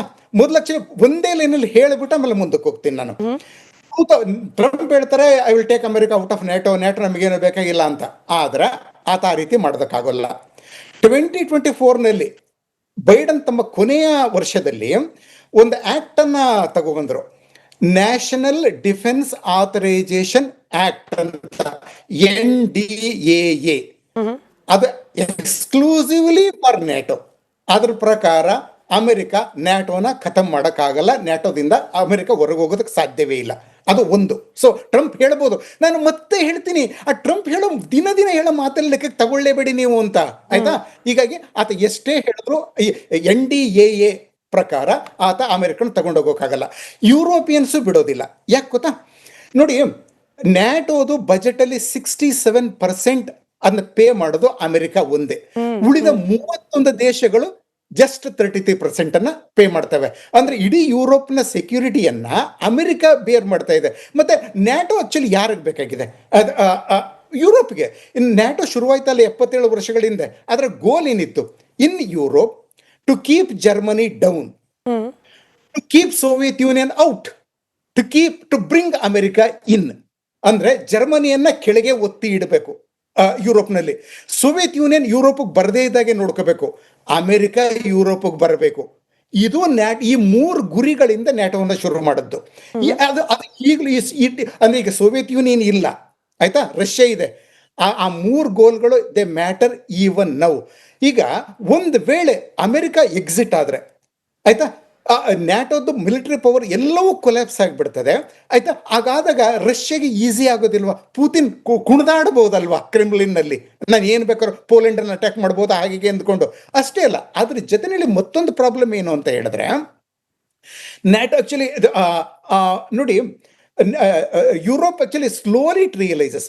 4 ವರ್ಷಗಳ ಹಿಂದೆ ಮಿಡ್ಲ್ ಆಫ್ ಯುರೋಪ್ ಸ್ಲೋವೇನಿಯಾದಲ್ಲಿ ನಿಂತ್ಕೊಂಡು ನಮ್ಮ ಫಾರಿನ್ ಮಿನಿಸ್ಟರ್ ಜೈಶಂಕರ್ ಒಂದು ಮಾತಾಡಿದ್ರು, Europe should come out, I quote him, ಆಯ್ತಾ, Europe should come out of the mindset that Europe's problems are world's problems and world's problems are not Europe's problems. ಈಗ ಅದೇ ಮಾತನ್ನ ತಗೊಂಡ್ರೆ Europe should also come out of the mindset that Europe's problems are America's problems, America's problem is not Europe's problem. ಅದನ್ನ Europeans ಈಗ ಅರ್ಥ ಮಾಡ್ಕೋಬೇಕು. America ಬಿಟ್ಟು ಹೋದ್ರೆ ತಾವು ಮ್ಯಾನೇಜ್ ಮಾಡೋದಕ್ಕಾಗ, ರಷ್ಯಾ ಒಂದ್ಸಲ ಅಗ್ರೆಸಿವ್ ಆಗಿಬಿಟ್ರೆ Europeans cannot manage at all. Sir, Iran ಬಹುಶಃ ಈ ಬಿಸ್ನೆಸ್ ನರ್ವ್ ಪಾಯಿಂಟ್ಗಳನ್ನು ಬಹಳ ಚೆನ್ನಾಗಿ ಉಪಯೋಗಿಸ್ಕೊಳ್ತಾ ಇದೆಯಾ ಯುದ್ಧದ ಭಾಗವಾಗಿ ಅಂತೇಳಿ. ಫಾರ್ ಎಕ್ಸಾಂಪಲ್, ಇತ್ತೀಚಿನ ಕೆಲ ಪಟ್ಟಿ ಬಿಡುಗಡೆ ಮಾಡಿದ್ದನ್ನು ಗಮನಿಸಿದ್ರೆ, ನಾವು ಸೌದಿ ಹಾಗೆ UAE ಇರ್ತಕ್ಕಂಥ ಇಂಟೆಲ್, IBM, ಮೈಕ್ರೋಸಾಫ್ಟ್ಗಳನ್ನು ಟಾರ್ಗೆಟ್ ಮಾಡಿ ಹೊರಿತೀವಿ. ಸ್ಟೇಟ್ ಆಫ್ ಹಾರ್ಮೂಸ್ನ ಒಳಗೆ ಹೋಗಿರುವ ಇಂಟರ್ನೆಟ್ ಕೇಬಲ್ಗಳು ಇನ್ನೂ ನಮ್ಮ ಕಂಟ್ರೋಲಲ್ಲಿ ಇದೆ. ಅಂದರೆ they know exactly way to, ಅಂದ್ರೆ ಮಂಡಿ ಎಲ್ಲಿ ಊರಿಸ್ಬೇಕು ಜಗತ್ತಿಗೆ, ಅದು ನಮಗೆ ಗೊತ್ತಿದೆ ಅನ್ನೋ ಮೆಸೇಜ್ ಅಂತೂ ಪಾಸ್ ಮಾಡ್ತಿದೆ ಇರಾನ್. ಪಾಸ್ ಮಾಡ್ತಿದೆ. ಅಷ್ಟೇ ಅಲ್ಲ, ಏನಂದರೆ ಅವರು ಇದು ನಡೀತಾ ಇರೋದೇ ಅಸಿಮೆಟ್ರಿಕ್ ವಾರ್ಫೇರು. ಇವರು ಅಮೆರಿಕಾದವ್ರು ಇರೋಷ್ಟು ಶಕ್ತಿ ಇಸ್ರೇಲ್ ಅವ್ರು ಯೂಸ್ ಮಾಡ್ತಾ ಇರೋಷ್ಟು ಇದು ಅಷ್ಟು ಪ್ರಬಲವಾಗಿ ಇರಾನ್ ಇಲ್ಲ. ಅಂದ್ರೆ ಎಲ್ಲೆಲ್ಲಿ ಅವರಿಗೆ ಕೇಪಬಿಲಿಟೀಸ್ ಇದೆ ಅಲ್ಲಿ ಸ್ಟೇಟ್ ಆಫ್ ಹಾರ್ಮೂಸಲ್ಲಿ ಇರ್ಬೋದು. ಪ್ಲಸ್ ಅಮೆರಿಕನ್ ಇಂಟ್ರೆಸ್ಟನ್ನು ಅರಬ್ ಕಂಟ್ರೀಸಲ್ಲಿ ಡಿಸ್ಟ್ರಾಯ್ ಮಾಡೋದಕ್ಕೆ. ಓಕೆ, ಅವರು ಅರಬ್ ಕಂಟ್ರೀಸನ್ನು ಅಟ್ಯಾಕ್ ಮಾಡೋದು ಅರಬ್ ಕಂಟ್ರೀಸ್ಗೋಸ್ಕರ ಅಂತಲ್ಲ. ಯಾಕೆಂದರೆ ಅಲ್ಲಿ ಮಿಲಿಟ್ರಿ ಬೇಸ್ ಯೂಸ್ ಮಾಡ್ತಾ ಇದ್ದಾರೆ, ಅಲ್ಲಿ ಏರ್ ಸ್ಪೇಸ್ ಯೂಸ್ ಮಾಡ್ತಾ ಇದ್ದಾರೆ. ಪ್ಲಸ್ ಲೆಟಸ್ ಈವನ್ ಇಂಟರ್ನೆಟ್ಟು ಅಥವಾ ಡಿಜಿಟಲ್ ಇದು ಅವರೆಲ್ಲ ಅದರಿಂದ America is taking the help ಅಂತ ಒಂದು excuse, what ever it is. ಇವಾಗ ಅದನ್ನು ಡಿಸ್ಪ್ರೊಪೋರ್ಷನೇಟ್ ಆಗಿ ಡಿಸ್ಟ್ರಾಯ್ ಮಾಡೋಕ್ಕೆ ಶುರು ಮಾಡಿದ್ರೆ ಈ ತಡ್ಕೊಳ್ಳೋಕ್ಕಾಗಲ್ಲ. ಸೊ ಅದರಿಂದ ಅದೇ ಥರ ಇನ್ನೊಂದು ಮಾತು, ಈ ನೇಟೋ ಇದ್ರ ಬಗ್ಗೆ, ನೇಟೋಯಿಂದ ಅಮೆರಿಕ ಹೊರಗಡೆ ಹೋಗದೇ ಇರ್ಬೋದು, ಅದು ಕ್ವಶನ್ ಅಲ್ಲ. ಬಟ್ ಇವಾಗ ಟ್ರಂಪು ಎಷ್ಟೊಂದು ಇಂಟರ್ನ್ಯಾಷನಲ್ ಆರ್ಗನೈಸೇಷನ್ದ ಹೊರಗಡೆ ಹೋಗಿದ್ದಾರೆ, ಇವರು ಟ್ರಂಪ್ ಹೊರಗಡೆ ಹೋಗದೇ ಇರ್ಬೋದು. ಬಟ್ ಏನಿಲ್ಲ, ನಾನು ಕಾಂಟ್ರಿಬ್ಯೂಟ್ ಮಾಡಲ್ಲ, ವಿ ವಿಲ್ ನಾಟ್ ಪಾರ್ಟಿಸಿಪೇಟ್, ಅಷ್ಟೇ. ನಾವು ಅಲ್ಲಿದ್ದೀವಿ, ನಮ್ಮ ನೇಟೋ ಆರ್ಗನೈಸೇಷನಿಂದ ಹೊರಗಡೆ ಹೋಗಿಲ್ಲ. But I am not active, I am not going to support Ukraine, I am not going to support other things. So NATO becomes an inactive body, that kind of a thing. ಅದೇ ರೀತಿ ಪ್ರತಿಯೊಂದರಲ್ಲೂ ಇವಾಗ ಏನು ಆಗ್ತಾ ಇದೆ ಅದು ಏನು ಸದ್ಯದ ಪರಿಸ್ಥಿತಿಯಲ್ಲಿ ಒಂದು ರೀತಿ ಬಹಳ ಒಂಥರ ಅಪಾಯಕಾರಿ ಸ್ಟೇಜ್ನಲ್ಲಿ ನಾವು ಇದ್ದೀವಿ, ಅದು ಖಂಡಿತ. ಯಾಕೆಂದರೆ ಅಮೇರಿಕಾ ಐ ಥಿಂಕ್ ಇರೋ ಒಂದು ಆಪ್ಷನ್ ನಾವು ನೋಡೋಕ್ಕೆ ಹೋದರೆ ಇವಾಗ ಅವರು ಕಂಟಿನ್ಯೂಸ್ ಆಗಿ ಬಾಂಬ್ ಹಾಕ್ತಾನೇ ಇರಬೇಕಲ್ಲಿ. ಯಾಕೆಂದರೆ ವಿನ್ ಮಾಡ್ಕೊಂಡು ಹೋಗೋಕ್ಕೆ ಸಾಧ್ಯ ಇಲ್ಲ. ಅವ್ರಿಗೆ ಬಾಂಬ್ ಹಾಕ್ತಾನೆ ಅಂದರೆ ಡಿಸ್ಟ್ರಕ್ಷನ್ ಜಾಸ್ತಿ ಆಗ್ತಾನೇ ಇರುತ್ತೆ. ಎಷ್ಟು ಡಿಸ್ಟ್ರಕ್ಷನ್ ಆಗಬೇಕು ಇರಾನಲ್ಲಿ ಅಂದರೆ ಅವ್ರು ಏನೂ ಮಾಡೋಕ್ಕಾಗಲ್ಲ ಅಂತ. ಬಟ್ ಅವರು ಇಟ್ಕೊಂಡಿರೋದು ಅಸಿಮೆಟ್ರಿಕ್ಕು ಅವರ ಕೇಪಬಿಲಿಟೀಸ್ ನೋಡಿದ್ರೆ ಅವರು ಸುಮಾರು ಅರಬ್ ಕಂಟ್ರೀಸಲ್ಲಿ ಸುತ್ತಮುತ್ತ ಸಾಕಷ್ಟು ತೊಂದರೆ ಮಾಡೇ ಅವರು I don't see the possibility of surrendering. Okay, ನೇರವಾಗಿ ಭಾರತದ ಮೇಲೆ ಆಗ್ತಿರೋ ಪರಿಣಾಮಗಳ ಬಗ್ಗೆ ಕ್ವಿಕ್ ಲಾಸ್ಟ್ ರೌಂಡ್ ಆಫ್ ಮಾತುಕತೆ ನಡೆಸ್ಬಿಡೋಣ. ನೀವು ಹೇಳ್ತಾ ಇದ್ರಿ ಉಮರ್ ಶರೀಫ್ ಸರ್, ಭಾರತ ಇರಾನ್ ಜೊತೆಯಲ್ಲೂ ಕೂಡ ಉತ್ತಮವಾದ ಮಾತುಕತೆಯನ್ನು ಮುಂದುವರಿಸಬೇಕಾಗಿತ್ತು, ಕೇವಲ ಅಮೆರಿಕ ಅಥವಾ ಇಸ್ರೇಲ್ ಪರವಾಗಿದ್ದೀವಿ ಅನ್ನೋ ರೀತಿಯ ಮೆಸೇಜನ್ನು ಪಾಸ್ ಮಾಡಬಾರ್ದಾಗಿತ್ತು. ಬಟ್ ಇದರಿಂದ ಪರಿಣಾಮ ನಮ್ಮ ಮೇಲೆ ಆಗಿದೆಯಾ ಅಂತ ಹೇಳಿ, ಈ ಸ್ಟೇಟ್ ಆಫ್ ಹಾರ್ಮೂಸ್ನಿಂದ 7ನೇ ship, if I am correct, 7ನೇ ಶಿಪ್ ಕೂಡ ಭಾರತಕ್ಕೆ ಬರ್ತಾ ಇದೆ ಅನಾಯಾಸವಾಗಿ. ಬೇರೆ ದೇಶಗಳಿಗೆ ಕಂಪೇರ್ ಮಾಡಿಕೊಂಡ್ರೆ ನಮ್ಮ ದೇಶಕ್ಕೇನು ಅಂಥ ತೊಂದರೆ ಸ್ಟೇಟ್ ಆಫ್ ಹಾರ್ಮೂಸ್ ವಿಚಾರದಲ್ಲಿ ಆಗಿಲ್ಲ. ಇರಾನ್ ಎಲ್ಲೂ ಹೇಳ್ತಿಲ್ಲ ಭಾರತ ನಮ್ಮ ಪರವಾಗಿ ನಿಲ್ಲಿಲ್ಲ ಅಥವಾ ಭಾರತ ಅಮೆರಿಕ ಪರವಾಗಿ ನಿಂತಿದೆ. ಎಲ್ಲಿ ನಿಮಗೆ ತಪ್ಪಿದೆ ಭಾರತದ ಹೆಜ್ಜೆ ಅಂತ ಅನಿಸ್ತಿದೆ ಅಂತ? ಓಕೆ, ಇವತ್ತು ನಾವು ನೋಡತಕ್ಕಂತಹ ಅಟ್ಮಾಸ್ಫಿಯರ್ ಇದಲ್ಲ, ಇದು ಸ್ವಲ್ಪ ಚೇಂಜ್ ಆಗಿದೆ. ಮುಂಚಿತವಾಗಿ ನಾವು ನೋಡುವಾಗ ಒಂದಿನ ಮುಂಚೆ ನೆಸ್ಸೆಟ್ನಲ್ಲಿ ಭಾಷಣ ಕೊಡ್ತಿರುವಾಗ ವಿ ಸ್ಟ್ಯಾಂಡ್ ವಿತ್ ಇಸ್ರೇಲ್ ಅಂತ ಒಂದು ಸ್ಟೇಟ್ಮೆಂಟ್ ಹೋಯ್ತು.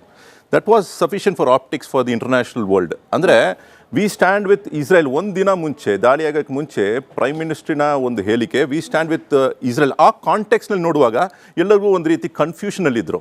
ಬಟ್ ಅದರ ನಂತರ 5 ದಿನದ ನಂತರ ಅವರು ಸಂತಾಪ ಸೂಚನೆ ಕೊಟ್ಟರು. ಅದರ ನಂತರ ವಾತಾವರಣ ಬದಲಾಗಿದೆ. ಬಟ್ ಇನ್ ಬಿಟ್ವೀನ್ನಲ್ಲಿ ಇಲ್ಲಿ ಹೊರ್ಮೋಸಿಂದ ಅವರು ಕಳಿಸುವಾಗ ಕೂಡ ಅಂಬಾಸಿಡರ್ ಅಬ್ದುಲ್ ಮಜೀದ್ ಹಕೀಮ್ ಹೇಳ್ಕೊಳ್ತಾರೆ, we sent this for the love of the people of India. ನಾವು ಕಳಿಸಿರೋದು ಏನಕ್ಕೋಸ್ಕರ ಅಂದರೆ ನಾವು ಭಾರತೀಯರನ್ನ ಬಹಳ ಪ್ರೀತಿಸ್ತೇವೆ, ಯಾಕಂದರೆ ಅವ್ರು ನಮಗೋಸ್ಕರ ನ್ಯಾಯಕ್ಕೋಸ್ಕರ ಅವರು ಬಂದು ಸೋಷಿಯಲ್ ಮೀಡಿಯಾನಲ್ಲಿ ಅವರು ಹಂಚಿಕೆ ಅಂದರೆ ಅವರ ವ್ಯೂಸನ್ನು ಹೇಳಿದ್ದಾರೆ ಅಂತ. But not for the prime minister or Jaishankar ಅಂತ ಒಂದು ಸ್ಟೇಟ್ಮೆಂಟ್ ಕ್ಲಿಯರಾಗಿ ಹೇಳಿದ್ದಾರೆ. ಬಟ್ ಇವಾಗ ಕೊಡೋದೇನೆಂದರೆ ಒಂದು ಪಾಸಿಟಿವ್ ಆಗಿ ನೋಡೋಣ, ಇಂಡಿಯಾ ಈಸ್ ನೆವರ್ ವಿತ್ ಸ್ಕರ್ಮಿಷಸ್. ಯಾವತ್ತಿಗೂ ನಾವು ಬಂದು ಯುದ್ಧ ಮಾಡಬೇಕಂತ ಇಲ್ಲ ಜಗಳ ಮಾಡಬೇಕಂತ ಆ ಉದ್ದೇಶ ಯಾವತ್ತಿಗೂ ಇರಲಿಲ್ಲ, ಇವತ್ತೂ ಇಲ್ಲ. Even under BJP it is not there. But ಏನಂದರೆ we have started to understand our line of track. ಇವಾಗ ಅರ್ಥ ಆಗಿದೆ ನಾವು ಯಾರ ಪರ. ಇನ್ನು ನೋಡಿ, ಒಂದು ವೇಳೆ ನನಗೇನು ಇದು ಏನು ಲೆಕ್ಕಾಚಾರ ಹೆಂಗೆ ಹೋಗುತ್ತೆ ಅಂತ ಗೊತ್ತಾಗಲ್ಲ. ಒಂದು ವೇಳೆ ಈ ಯುದ್ಧದಲ್ಲಿ ಇಮ್ಮಿಡಿಯೇಟ್ ಆಗಿ ಅಮೇರಿಕ ಮತ್ತು ಇಸ್ರೇಲ್ಗೆ ಸಕ್ಸಸ್ ಸಿಕ್ಕಿದ್ರೆ ನಮ್ಮ ಸ್ಟೇಟ್ಮೆಂಟ್ ಹೇಗಾಗಿತ್ತು ಅಂತ ಅದು ಕೂಡ ಒಂದು ಪ್ರಶ್ನೆ ಇದೆ. ಇವಾಗ ಏನಂದರೆ ಎವ್ರಿಥಿಂಗ್ ಇಸ್ ಅಂದರೆ ಇಟ್ಸ್ ಆಲ್ ಜಿಯೋಪೊಲಿಟಿಕ್ಸ್ ಆಫ್ ಕನ್ವೀನಿಯನ್ಸು. ಯಾರಿಗೆ ಏನು ಲಾಭ ಆಗುತ್ತೋ ಅದರ ಪ್ರಕಾರ ನಮ್ಮ ಮಾತುಕತೆ ಇರುತ್ತೆ. ಸೊ ಇವತ್ತಿನ ಚರ್ಚೆ ಹೆಂಗಿದೆ ಅಂದರೆ we are still with neutral stand. ಯಾಕಂತ ಹೇಳಿದ್ರೆ ಇಬ್ಬರು ನಮ್ಗೆ ಬೇಕಾಗಿದೆ. Not only two, even Saudi Arabia is important to us. ಇವಾಗ ಹೊರ್ಮೋಸ್ನಲ್ಲಿ ಬಂದಾದರೂ ಕೂಡ ಏಷ್ಯಾಗೆ ಬೇಕಿರುವ almost 80% of the oil for Asia it comes through Yanbu. ಅಂದರೆ ಇಟ್ ಕಮ್ಸ್ ಥ್ರೂ ಹೊರ್ಮೋಸೆ. ಬಟ್ ಏನಂದರೆ ಇವಾಗ ಆಲ್ಟರ್ನೇಟಿವ್ ನಮಗೆ ಯಾನ್ಬು ಇದೆ, the port of Yanbu in Saudi Arabia. ಯಾಕಂದರೆ ಈಸ್ಟ್ ಆ್ಯಂಡ್ ವೆಸ್ಟ್ನಲ್ಲಿ ಅವರಲ್ಲಿ ಇರತಕ್ಕಂಥ 1200 ಕಿಲೋಮೀಟರ್ಸ್ ಆಫ್ ಪೈಪ್ಲೈನ್ ಮೂಲಕ ಅಲ್ಲಿ ಯಾನ್ಬುಯಿಂದ ನಮಗೆ ಸಿಗ್ತಿದೆ ಇವಾಗ oil. So there is also an alternative. Saudi Arabia ಕೂಡ ನಮ್ಗೆ ಬೇಕಿದೆ. ವಿ ಆಲ್ಸೋ ನೀಡ್ ಇರಾನ್, ಯಾಕಂದರೆ ಅವರು ಬಂದು ಹೊರ್ಮೋಸನ್ನು ಕಂಟ್ರೋಲ್ನಲ್ಲಿ ಇಟ್ಕೊಂಡಿದ್ದಾರೆ. ವಿ ಕೆನಾಟ್ ಪ್ಲೇ ಏನಂದರೆ ನಾವು ಇವ್ರ ಪರವಾಗಿದ್ದೀವಿ ಅವ್ರ ಪರವಾಗಿದೆ ಅಂತ ಆ ಸ್ಟ್ಯಾಂಡ್ ತೊಗೊಳ್ಳಿ. ಬಟ್ ಇದು ಒಂದೇ ಒಂದು ಮಾತು ಹೇಳ್ತೀನಿ, ಇವಾಗ ಟ್ರಂಪ್ ಹೇಳಿಕೆ ಕೊಡೋದೆಲ್ಲ ನಾವು ಮರ್ತು ಬಿಡಬೇಕಾ? We have to ignore, we have to forget it, just look at his actions ಅಂತ ಹೇಳಕ್ಕೆ ಹೋದರೆ ಇದು ಬೇಕಂದ್ರೆ ನಾನು ದೊಡ್ಡ ಹಾರ್ಟಿಂದ ನಾನು ನೋಡ್ಬೋದು. ಬಟ್ ಕಾಮನ್ ಮ್ಯಾನ್, ಸಾಮಾನ್ಯವರು ಏನು ನೋಡ್ತಾರೆ, ಹಿ ಹ್ಯಾಸ್ ಗಾಟ್ ಡಿಮೆನ್ಷಿಯಾ ಅಂತ ಅರ್ಥ ಮಾಡ್ಕೋತಾರೆ. He has last is mind ಅಂತ. ಯಾಕಂತ ಹೇಳಿದ್ರೆ ಒಂದೊಂದು ದಿನ ಒಂದೊಂದು ಹೇಳಿಕೆ, ಒಂದೊಂದು ದಿನ ಒಂದೊಂದು ಕೆಲಸ ಮಾಡೋದು. ಒಂದು ಗ್ರೀನ್ಲ್ಯಾಂಡ್ ನಾನು ಕಬ್ಜಾ ಮಾಡ್ತೀನಿ, ವೆನೆಜುವೆಲಾನು ನಾನು ಕಂಟ್ರೋಲ್ ಮಾಡ್ತೀನಿ, ಅದರ ನಂತರ Cuba I will take it ನಾನು ತೊಗೊಳ್ಬಿಡ್ತೀನಿ, ಐ ವಿಲ್ ಟೇಕ್ ಇಟ್ ಅಂತ ಹೇಳೋದು. ಈ ಹೇಳಿಕೆ ಎಲ್ಲ ಏನಾಗುತ್ತೆ, it's like a child's play. ಚಿಕ್ಕ ಮಕ್ಕಳು ಮಾತಾಡೋ ರೀತಿಯಲ್ಲಿ ಒಂದಿನ ನಾನು ಪೀಸ್ ಬೇಕಂತ ಹೇಳೋದು, ಇನ್ನೊಂದು ದಿನ ನಾನು ಬಂದು ಸ್ಟೋನೇಜ್ ಕಳಿಸ್ಕೊಡ್ತೀನಿ ಅಂತ. So what is happening, he is not actually making sense to the ಪಬ್ಲಿಕ್ಗೆ ಅವ್ರಿಗೆ ಸೆನ್ಸ್ ಸಿಗ್ತಿಲ್ಲ. ಮತ್ತು ಅದೇ ರೀತಿ ಸೈಕಾಲಜಿಸ್ಟ್ ಕೂಡ ಅವ್ರಿಗೆ ಅರ್ಥ ಮಾಡ್ಕೊಳ್ಳೋಕೆ ಕಷ್ಟ ಆಗ್ತಿದೆ. ಬಟ್ ನಾವು ಬೇಕಂದ್ರೆ ಮರ್ತು ಬಿಡ್ಬೋದಾ? ನೇಟೋ ನೋಡಿ, NATO's interest is mainly to the Europe and America. ಇವಾಗಲೇ ಹೇಳಿದ್ರು, NATO is not for the world. ಅವರ ಮೇನ್ ಗುರಿ ಇರೋದೇನೆಂದ್ರೆ ನಾವು ನಮ್ಮ ಜಾಗವನ್ನು ಉಳಿಸ್ಕೊಳ್ಬೇಕು. ಅದೇ ರೀತಿ ಭಾರತ ಹೇಗೆ ನೋಡ್ಕೋಬೇಕು, ನಮ್ಗೇನು ಒಳ್ಳೇದು, ರಷ್ಯಾ ಬೇಕಿದ್ಯಾ, ಚೈನಾ ಬೇಕಿದ್ಯಾ, ಬ್ರಿಕ್ಸ್ ನೇಷನ್ಸ್ ನಮ್ಗೆ ಬೇಕಾಗಿದ್ಯಾ, ಇಲ್ಲ ನಾವು ನೇಟೋ ಜೊತೆಗೆ ಸೇರ್ಕೊಳ್ಬೇಕಾ? ಇದು ನಾವು ಲೆಕ್ಕ ಮಾಡಬೇಕಾಗಿದೆ ನನ್ನ ಪ್ರಕಾರ. ಅಂದರೆ we have to strengthen BRICS nations, not only for ಆರ್ಥಿಕಗೋಸ್ಕರ ಅಲ್ಲ, ಬರೀ ಎಕನಾಮಿಗೋಸ್ಕರ ಇಲ್ಲ, ಈವನ್ ಫಾರ್ ಮಿಲಿಟರಿ ಸ್ಟೆಬಿಲಿಟಿ. ಅಂಥದ್ದು ಮಾಡ್ಕೊಳ್ಳೋಕೆ ಏನು ಕಷ್ಟ ಆಗುತ್ತೆ. Why don't we expand it ಅಂತ ನನ್ನ ಒಂದು ಅಭಿಪ್ರಾಯ. ಪ್ರೇಮ್ಶೇಖರ್ ಸರ್, ಒಂದು ಕಡೆಯಲ್ಲಿ ನಾವು ನೇರವಾಗಿ ಬೀದಿಯಲ್ಲಿ ಆಟೋ ಚಾಲಕರು ಗ್ಯಾಸ್ಗೋಸ್ಕರ ನಿಲ್ತಾ ಇರೋದನ್ನು ಗಮನಿಸ್ತಾ ಇದ್ದೀವಿ. ಮತ್ತೊಂದು ಕಡೆಯಲ್ಲಿ ಪ್ರತಿನಿತ್ಯ ಪ್ರೆಸ್ ಮೀಟ್ಗಳನ್ನ ಮಾಡಿ ಅಥವಾ ಪ್ರೆಸ್ ಕಾನ್ಫರೆನ್ಸ್ ಮಾಡಿ ಮಿನಿಸ್ಟ್ರಿ ಆಫ್ ಪೆಟ್ರೋಲಿಯಂ ಕಡೆಯಿಂದ ಇಲ್ಲ ವಿ ಆರ್ ವೆಲ್ ಸ್ಟಾಕ್ಡ್ ಅಂತ ಹೇಳ್ತಿರೋದನ್ನ ನೋಡ್ತಿದ್ವಿ. ಈ ಇಂಬ್ಯಾಲೆನ್ಸ್ ಯಾಕೆ ಆಗ್ತಿದೆ ಅಂತ ಹೇಳಿ ತಮ್ಮ ಪ್ರಕಾರ ಎಲ್ಲಿ ಮಿಸ್ ಔಟ್ ಆಗ್ತಾ ಇದೆ ಮ್ಯಾನೇಜ್ಮೆಂಟ್ ಅಂತ ಹೇಳಿ? ನೀವು ಆ್ಯಕ್ಚುಲಿ ಆ ಎರಡು ಎಕ್ಸ್ಟ್ರೀಮ್ಗಳ ಮಧ್ಯೆ ಸತ್ಯ ಅಡಗಿದೆ. ಇನ್ಫ್ಯಾಕ್ಟ್ ಏನಾಯಿತು, ಈ ಪ್ರಾಬ್ಲಮ್ ಶುರುವಾದಾಗ ಇಲ್ಲಿ LPG ಕ್ರೈಸಿಸ್ ಆಗುತ್ತೆ ಅಂತೇಳಿ ಕೆಲವರು ಒಂದು ವದಂತಿ ಹಬ್ಬಿಸಿದಾಗ ಏನಾಗಿದೆ, ನಮ್ಮ ದೇಶದಲ್ಲಿ ಪ್ರತಿದಿನ ಯೂಸುವಲಿ ಬುಕ್ ಆಗೋ ಸಿಲಿಂಡರ್ಗಳು ಎಷ್ಟು ಗೊತ್ತಾ, 56,40,000 56 ಲ್ಯಾಕ್ ಅಂದ್ಕೊಳ್ಳಿ. 56 ಆದರೂ ಸಿಲಿಂಡರ್ಗಳು ಸಿಗೋದಿಲ್ಲ ಅಂತ ಒಂದು ವದಂತಿ ಹಬ್ಬಿಸ್ಬಿಟ್ಟಾಗ ಒಂದೇ ದಿನದಲ್ಲಿ 75 ಲ್ಯಾಕ್ ಸಿಲಿಂಡರ್ಗಳು ಬುಕ್ ಆದವು. ನೆಕ್ಸ್ಟ್ 87 ಲ್ಯಾಕ್ ಹೊರಟೋಯ್ತು.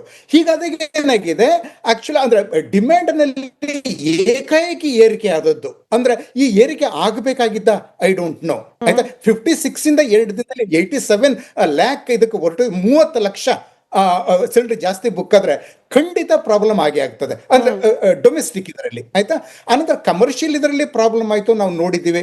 ಅದನ್ನ ಇಲ್ಲ ಅಂತ ಅನ್ನೋದಕ್ಕಾಗೋದಿಲ್ಲ. ಹಾಗಾಗಿ ಅಲ್ಲಿ ಬರ್ತಾ ಇದ್ದಂಥ LPG ನಲ್ಲಿ ದೊಡ್ಡ ಪ್ರಮಾಣದ ಏಕೈಕ ಕೆಲವು ದಿನಗಳು ನಿಂತೋಯ್ತು ನಮಗೆ, ಆಮೇಲೆ ಬಂತು ಬೇರೆ ವಿಷಯ ಅದು. ಆಯ್ತಾ, ಆದ್ರೆ ಅದು ನಿಂತೋದಾಗ ನಮ್ಮಲ್ಲಿ ಅದು LPG ನಂತ ಪೆಟ್ರೋಲ್ ಸ್ಟಾಕ್ ಇಟ್ಕೊಳ್ಳೋದಕ್ಕಾಗೋದಿಲ್ಲ. ತುಂಬಾ ದಿನ ಇಟ್ಕೊಂಡಿರಲಿಲ್ಲ, ನಾವು ಎಕ್ಸ್ಪೆಕ್ಟೇಷನ್ ಇರಲಿಲ್ಲ.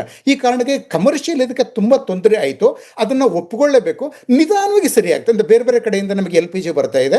ಸೊ ಇದು ನಮ್ಮ ತೊಂದರೆ LPGದು. ನೀವು ಆ ಗಲ್ಫ್ ಕಂಟ್ರಿಗಳ ತೊಂದರೆ, ನಾವು ಅವರಿಂದ LPG ತಗೋತಾ ಇದ್ವಿ, ಅವರು ನಮ್ಮಿಂದ ಮೊಟ್ಟೆ, ಮಾಂಸ, ಅಕ್ಕಿ, ತರಕಾರಿ, ಇದೆಲ್ಲ ಹಣ್ಣುಗಳು ತಗೋತಾ ಇದ್ರು. ನಮ್ಮಿಂದ ಅದೆಲ್ಲ ಹೋಗೋದು ನಿಂತೋಯ್ತು. ನಮಗೆ LPG ಇಲ್ಲ, ಕಡಿಮೆ ಆಗಿರ್ಬೋದು, ಅವ್ರಿಗೆ ಊಟಕ್ಕೆ ಇಲ್ಲ.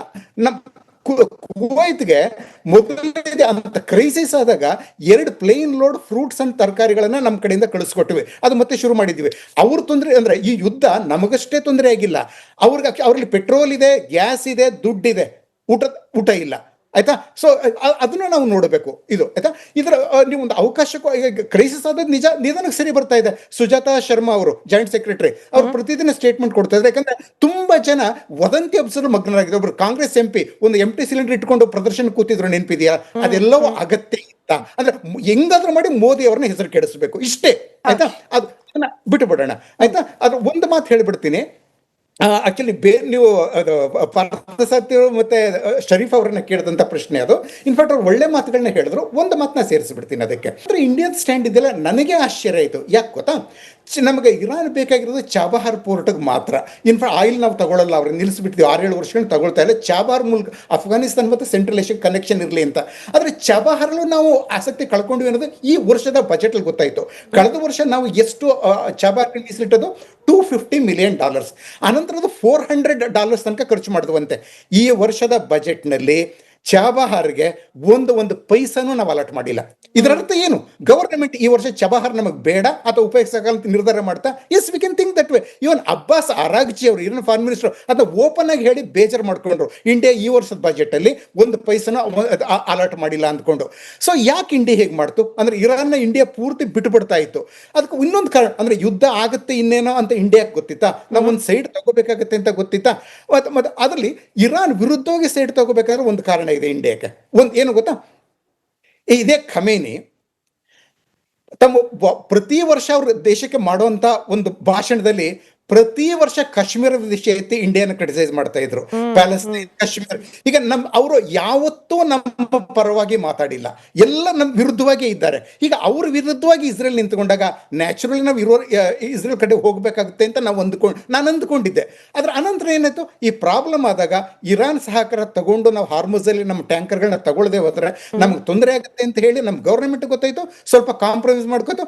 ಮತ್ತೆ ಖಮೇನಿ ಸತ್ತದಕ್ಕೆ ಕಂಡೋಲೆನ್ಸ್ 6 ದಿನಗಳ ನಂತರ ಕೊಟ್ಟದಕ್ಕೆ ಅದೇನೋ ವಿಷಯ ದೊಡ್ಡದೇ ಅಲ್ಲ. ಯಾಕಂದ್ರೆ ಇರಾನಿಯನ್ ಎಂಬಸಿ ಕಂಡೋಲೆನ್ಸ್ ಬುಕ್ ಅನ್ನ ಇಟ್ಟದ್ದೇ 6 ದಿನಗಳ ನಂತರ. ಇಟ್ಟ ದಿನವೇ ಹೋಗಿ ನಮ್ಮ ಇವರು ವಿಕ್ರಮ್ ಮಿಸ್ತ್ರಿ ಅವರು ಫಾರಿನ್ ಸೆಕ್ರೆಟರಿ ಹೋಗಿ ಸೈನ್ ಮಾಡಿದ್ರು ಅಲ್ಲಿ. ಇನ್ಫ್ಯಾಕ್ಟ್ ಅದನ್ನು ತಪ್ಪು ಅಂತ ಜನ ಹೇಳಿದ್ರು. ತಪ್ಪು ಅಲ್ವೇ ಅಲ್ಲ. ಅವ್ರು ಮೊದಲನೇ ದಿನವೇ ಕಂಡೋಲೆನ್ಸ್ ಬುಕ್ ಇಟ್ಟಿದ್ರೆ ಮಿಸ್ತ್ರಿ ಅವರು ಆವತ್ತೇ ಹೋಗಿ ಸೈನ್ ಮಾಡ್ತಾ ಇದ್ರು. ಇಟ್ಟು ದಿನ ಮಾಡಿದ್ದಾರೆ, ಅದು ನಾವು ತಗೊಳ್ಳೇಬೇಕಾಗಿಲ್ಲ. ಆದ್ರೆ ಇಂಡಿಯಾ ಮಾತ್ರ ಒಂದು ಪ್ರಾಗ್ಮ್ಯಾಟಿಕ್ ಸ್ಟ್ಯಾಂಡ್. ವಾರದ ಮೊದಲು ನಾವು ಇರಾನ್ ಬೇಕಾಗಿಲ್ಲ ಅಂದ್ಕೊಂಡಿತ್ತು. ಹಾರ್ಮುಜ್ ಮೇಲೆ ಅಟ್ಯಾಕ್ ಇದಾಗಿ ನಮ್ಮ LPG ತೊಂದರೆ ಆಗೋಯ್ತಲ್ಲ, ಆಗ ಇಂಡಿಯಾ ಇರಾನ್ ಜೊತೆ ಕಾಂಪ್ರಮೈಸ್ ಮಾಡ್ಕೊಂಡಿದೆ. ಒಟ್ಟಾರೆ ನಮಗದು ಅನುಕೂಲ ಆಗ್ತಾ ಇದೆ. ಅಂದ್ರೆ ಈ ಗವರ್ನಮೆಂಟ್ ನಮ್ಮ ಹಿತಾಸಕ್ತಿಯನ್ನ ಕಾಪಾಡುತ್ತೆ, ಬೇಕಾದಾಗ ಕಾಂಪ್ರಮೈಸ್ ಮಾಡ್ಕೊಳ್ತಾರೆ. ಇದಕ್ಕೆ ರೈಟ್ ಸರ್. ಪಾರ್ಥಸಾರಥಿ ಸರ್, ಬಹುಶಃ ಕಡೆ ಪ್ರಶ್ನೆ ಈ ಡಿಬೇಟ್ನದ್ದು.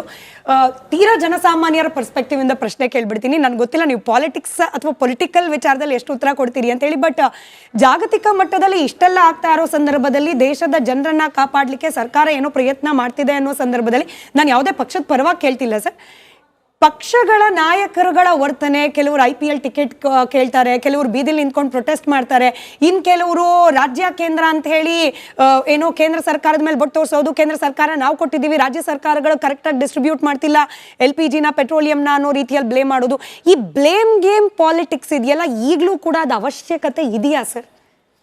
ನೋಡಿ, ಒಂದು ಕಡೆ ಹೋದರೆ ಎಷ್ಟೊಂದು ದೇಶಗಳಲ್ಲಿ ಇವಾಗ ಪ್ಯಾಲೆಸ್ಟೈನ್ ಆಗಿರ್ಬೋದು, ಲೆಬನಾನ್ ಆಗಿರ್ಬೋದು, ಈವನ್ ಇಸ್ರೇಲ್ ಆಗಿರ್ಬೋದು, ಇರಾನ್ ಆಗಿರ್ಬೋದು, ಸುಡಾನ್ ಆಗಿರ್ಬೋದು, ಇಲ್ಲೆಲ್ಲ ಜನಗಳಿಗೆ ಇವತ್ತು ಹೊರಗಡೆ ಹೋಗ್ತೀವ, ಇವತ್ತು ಬದುಕ್ತೀವ, ಓಕೆ, ಅಲ್ಲಿ ಹೋದರೆ ಅವ್ರಿಗೆ ಊಟ ಸಿಗುತ್ತಾ ಇಲ್ವಾ, ಮನೆಯಿಂದ ಹೊರಗಡೆ ಹೋದರೆ ಏನು ಅಂತ ಅಷ್ಟು ಚಿಂತೆ ಇರುವಾಗ ಇಲ್ಲಿ ಯುದ್ಧ ನಡೀತಾ ಇದೆ.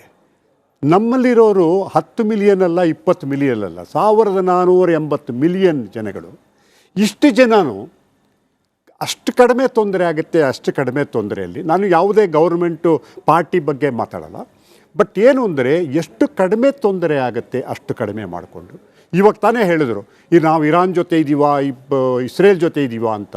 ನಾವು ಹೇಗೆ ತೋರಿಸ್ಕೊಂಡ್ರು ಇರಾನ್ ಕೂಡ ನಮ್ಮನ್ನು ದೇಶ ಒಳ್ಳೆಯ ಫ್ರೆಂಡ್ಲಿ ದೇಶ ಅಂದ್ಕೊಂಡಿದ್ದಾರೆ. ಇವಾಗ ನಿಮ್ಮ ಬೆಳಿಗ್ಗೆ ಗೊತ್ತಿದೆ ನಿಮಗೆ, ಇಲ್ಲ ಗೊತ್ತಿಲ್ಲ, UAE has demanded 3.5 billion back from Pakistan, saying that Pakistan has tilted towards Iran. ಇವಾಗ ಈ ತಿಂಗಳೊಳಗಡೆ ನೀವು ಪೇ ಮಾಡಬೇಕು ಅಂತ ಅಂದ್ಬಿಟ್ಟು, ಓಕೆ. ಬಟ್ ಈ ಇಂಡಿಯಾ ಇಷ್ಟೆಲ್ಲ ನೋಡಿದ್ರೂ ಕೂಡ, ವೆದರ್ ಉಕ್ರೇನು, ರಷ್ಯಾ ಇರ್ಬೋದು, ಇಲ್ಲಿ ಇರಾನು, ಇಸ್ರೇಲ್ ಇರ್ಬೋದು, ಇಲ್ಲಿ ಎಲ್ಲ ಕಡೆನೂ ಇದ್ದುಕೊಂಡು ನಮ್ಮ ದೇಶಕ್ಕೆ ಏನು ಬೇಕು ಅದನ್ನು ಮಾಡ್ಕೊಂಡು ಹೋಗ್ತಾ ಇರುವಾಗ ನೀವು ಪಾರ್ಟಿ ಪಾಲಿಟಿಕ್ಸನ್ನು ಇದಕ್ಕೆ ಬಿಟ್ಬಿಡ್ಬೇಕು. ಪಾರ್ಟಿ ಪಾಲಿಟಿಕ್ಸ್ ಬೇಕಾಗುತ್ತೆ, ಅದನ್ನು ಮಾಡೋದಕ್ಕೆ ಬೇರೆ ಸಮಯ ಇದೆ, ಬೇರೆ ವಿಷಯಗಳಿದೆ. ಬಟ್ ಈ ಥರದ್ದನ್ನು ಕಾಮನ್ ಮ್ಯಾನ್ಗೆ ಯಾವುದು ತೊಂದರೆ ಆಗ್ತಾ ಇದೆ ಅದನ್ನು ಸರಿ ಮಾಡೋದಕ್ಕೆ ಎಲ್ಲರೂ ಕಷ್ಟಪಟ್ಟು, ಇವಾಗ ಫಾರ್ ಎಕ್ಸಾಂಪಲ್ ಅವ್ರು ಹೇಳ್ದಂಗೆ ಹೋರ್ಡಿಂಗ್ ಶುರು ಆಗುತ್ತೆ ಗ್ಯಾಸ್ಗೆ, ಅಥವಾ ನೀವು ಪ್ಯಾನಿಕ್ ಬೈಯಿಂಗ್ ಅಂತ ಹೇಳ್ತಾರಲ್ಲ, ಇವಾಗ ನಿಮಗೆ ಸಿಲಿಂಡರ್ ಇವಾಗ ಸದ್ಯಕ್ಕೆ ಅಗತ್ಯ ಇಲ್ಲ, ಬಟ್ ನಾಳೆ ಸಿಗುತ್ತೋ ಇಲ್ವೋ ಅಂದ್ಬಿಟ್ಟು you will try to do that. ಇಂಥ ಕಡೆ ಯಾರು ಎಷ್ಟು ಆರ್ಗನೈಸ್ ಮಾಡುತ್ತೆ ಅದನ್ನು ಮಾಡಿ ಅವ್ರು ಹೆಲ್ಪ್ ಮಾಡಬೇಕು ಬಿಟ್ಟು, ಐ ಡೋಂಟ್ ಥಿಂಕ್ ಇದನ್ನು ಇಂಥ ಕಷ್ಟದ ಸಮಯದಲ್ಲಿ ಪಾಲಿಟಿಕ್ಸ್ಗೋಸ್ಕರ ಯೂಸ್ ಮಾಡ್ಕೊಳ್ಳೋದು ಸರಿಯಲ್ಲ ಅಂತ ನನಗೆ ಸರ್. ಅಲ್ಲಿಗೆ ಅಮೆರಿಕ ಅಧ್ಯಕ್ಷ ಟ್ರಂಪ್ ಅವರ ಹೇಳಿಕೆಯಿಂದ ಹಿಡಿದು ಭಾರತದ ಗ್ಯಾಸ್ನ ಸಮಸ್ಯೆಯವರೆಗೂ ಬಹುತೇಕ ಹಿಂದಿನ ಒಂದು ವಾರ ಹಾಗೆ ಮುಂದಿನ ಒಂದು ವಾರದ ಏನಾಗಬಹುದು ಅನ್ನೋದ್ರ ಬಗ್ಗೆ ಒಂದು ಸಮಗ್ರವಾದ ವಿಚಾರವನ್ನು ನಿಮ್ಮ ಮುಂದಿಡುವ ಪ್ರಯತ್ನವನ್ನು ಈ ಡಿಬೇಟ್ನ ಮೂಲಕ ಮಾಡಿದ್ದೀವಿ. ಧನ್ಯವಾದ ನಾಲ್ವರಿಗೂ ಕೂಡ ಚರ್ಚೆಯಲ್ಲಿ ಭಾಗಿಯಾಗಿದ್ದಕ್ಕೆ. ಇದಾಗಿತ್ತು ಇವತ್ತಿನ ಮಹಾಭಾರತ ಚರ್ಚಾ ಕಾರ್ಯಕ್ರಮ. ನೋಡ್ತಾ ಇರಿ ರಿಪಬ್ಲಿಕ್ ಕನ್ನಡ, ಇದು ನಿಮ್ಮ ಧ್ವನಿ.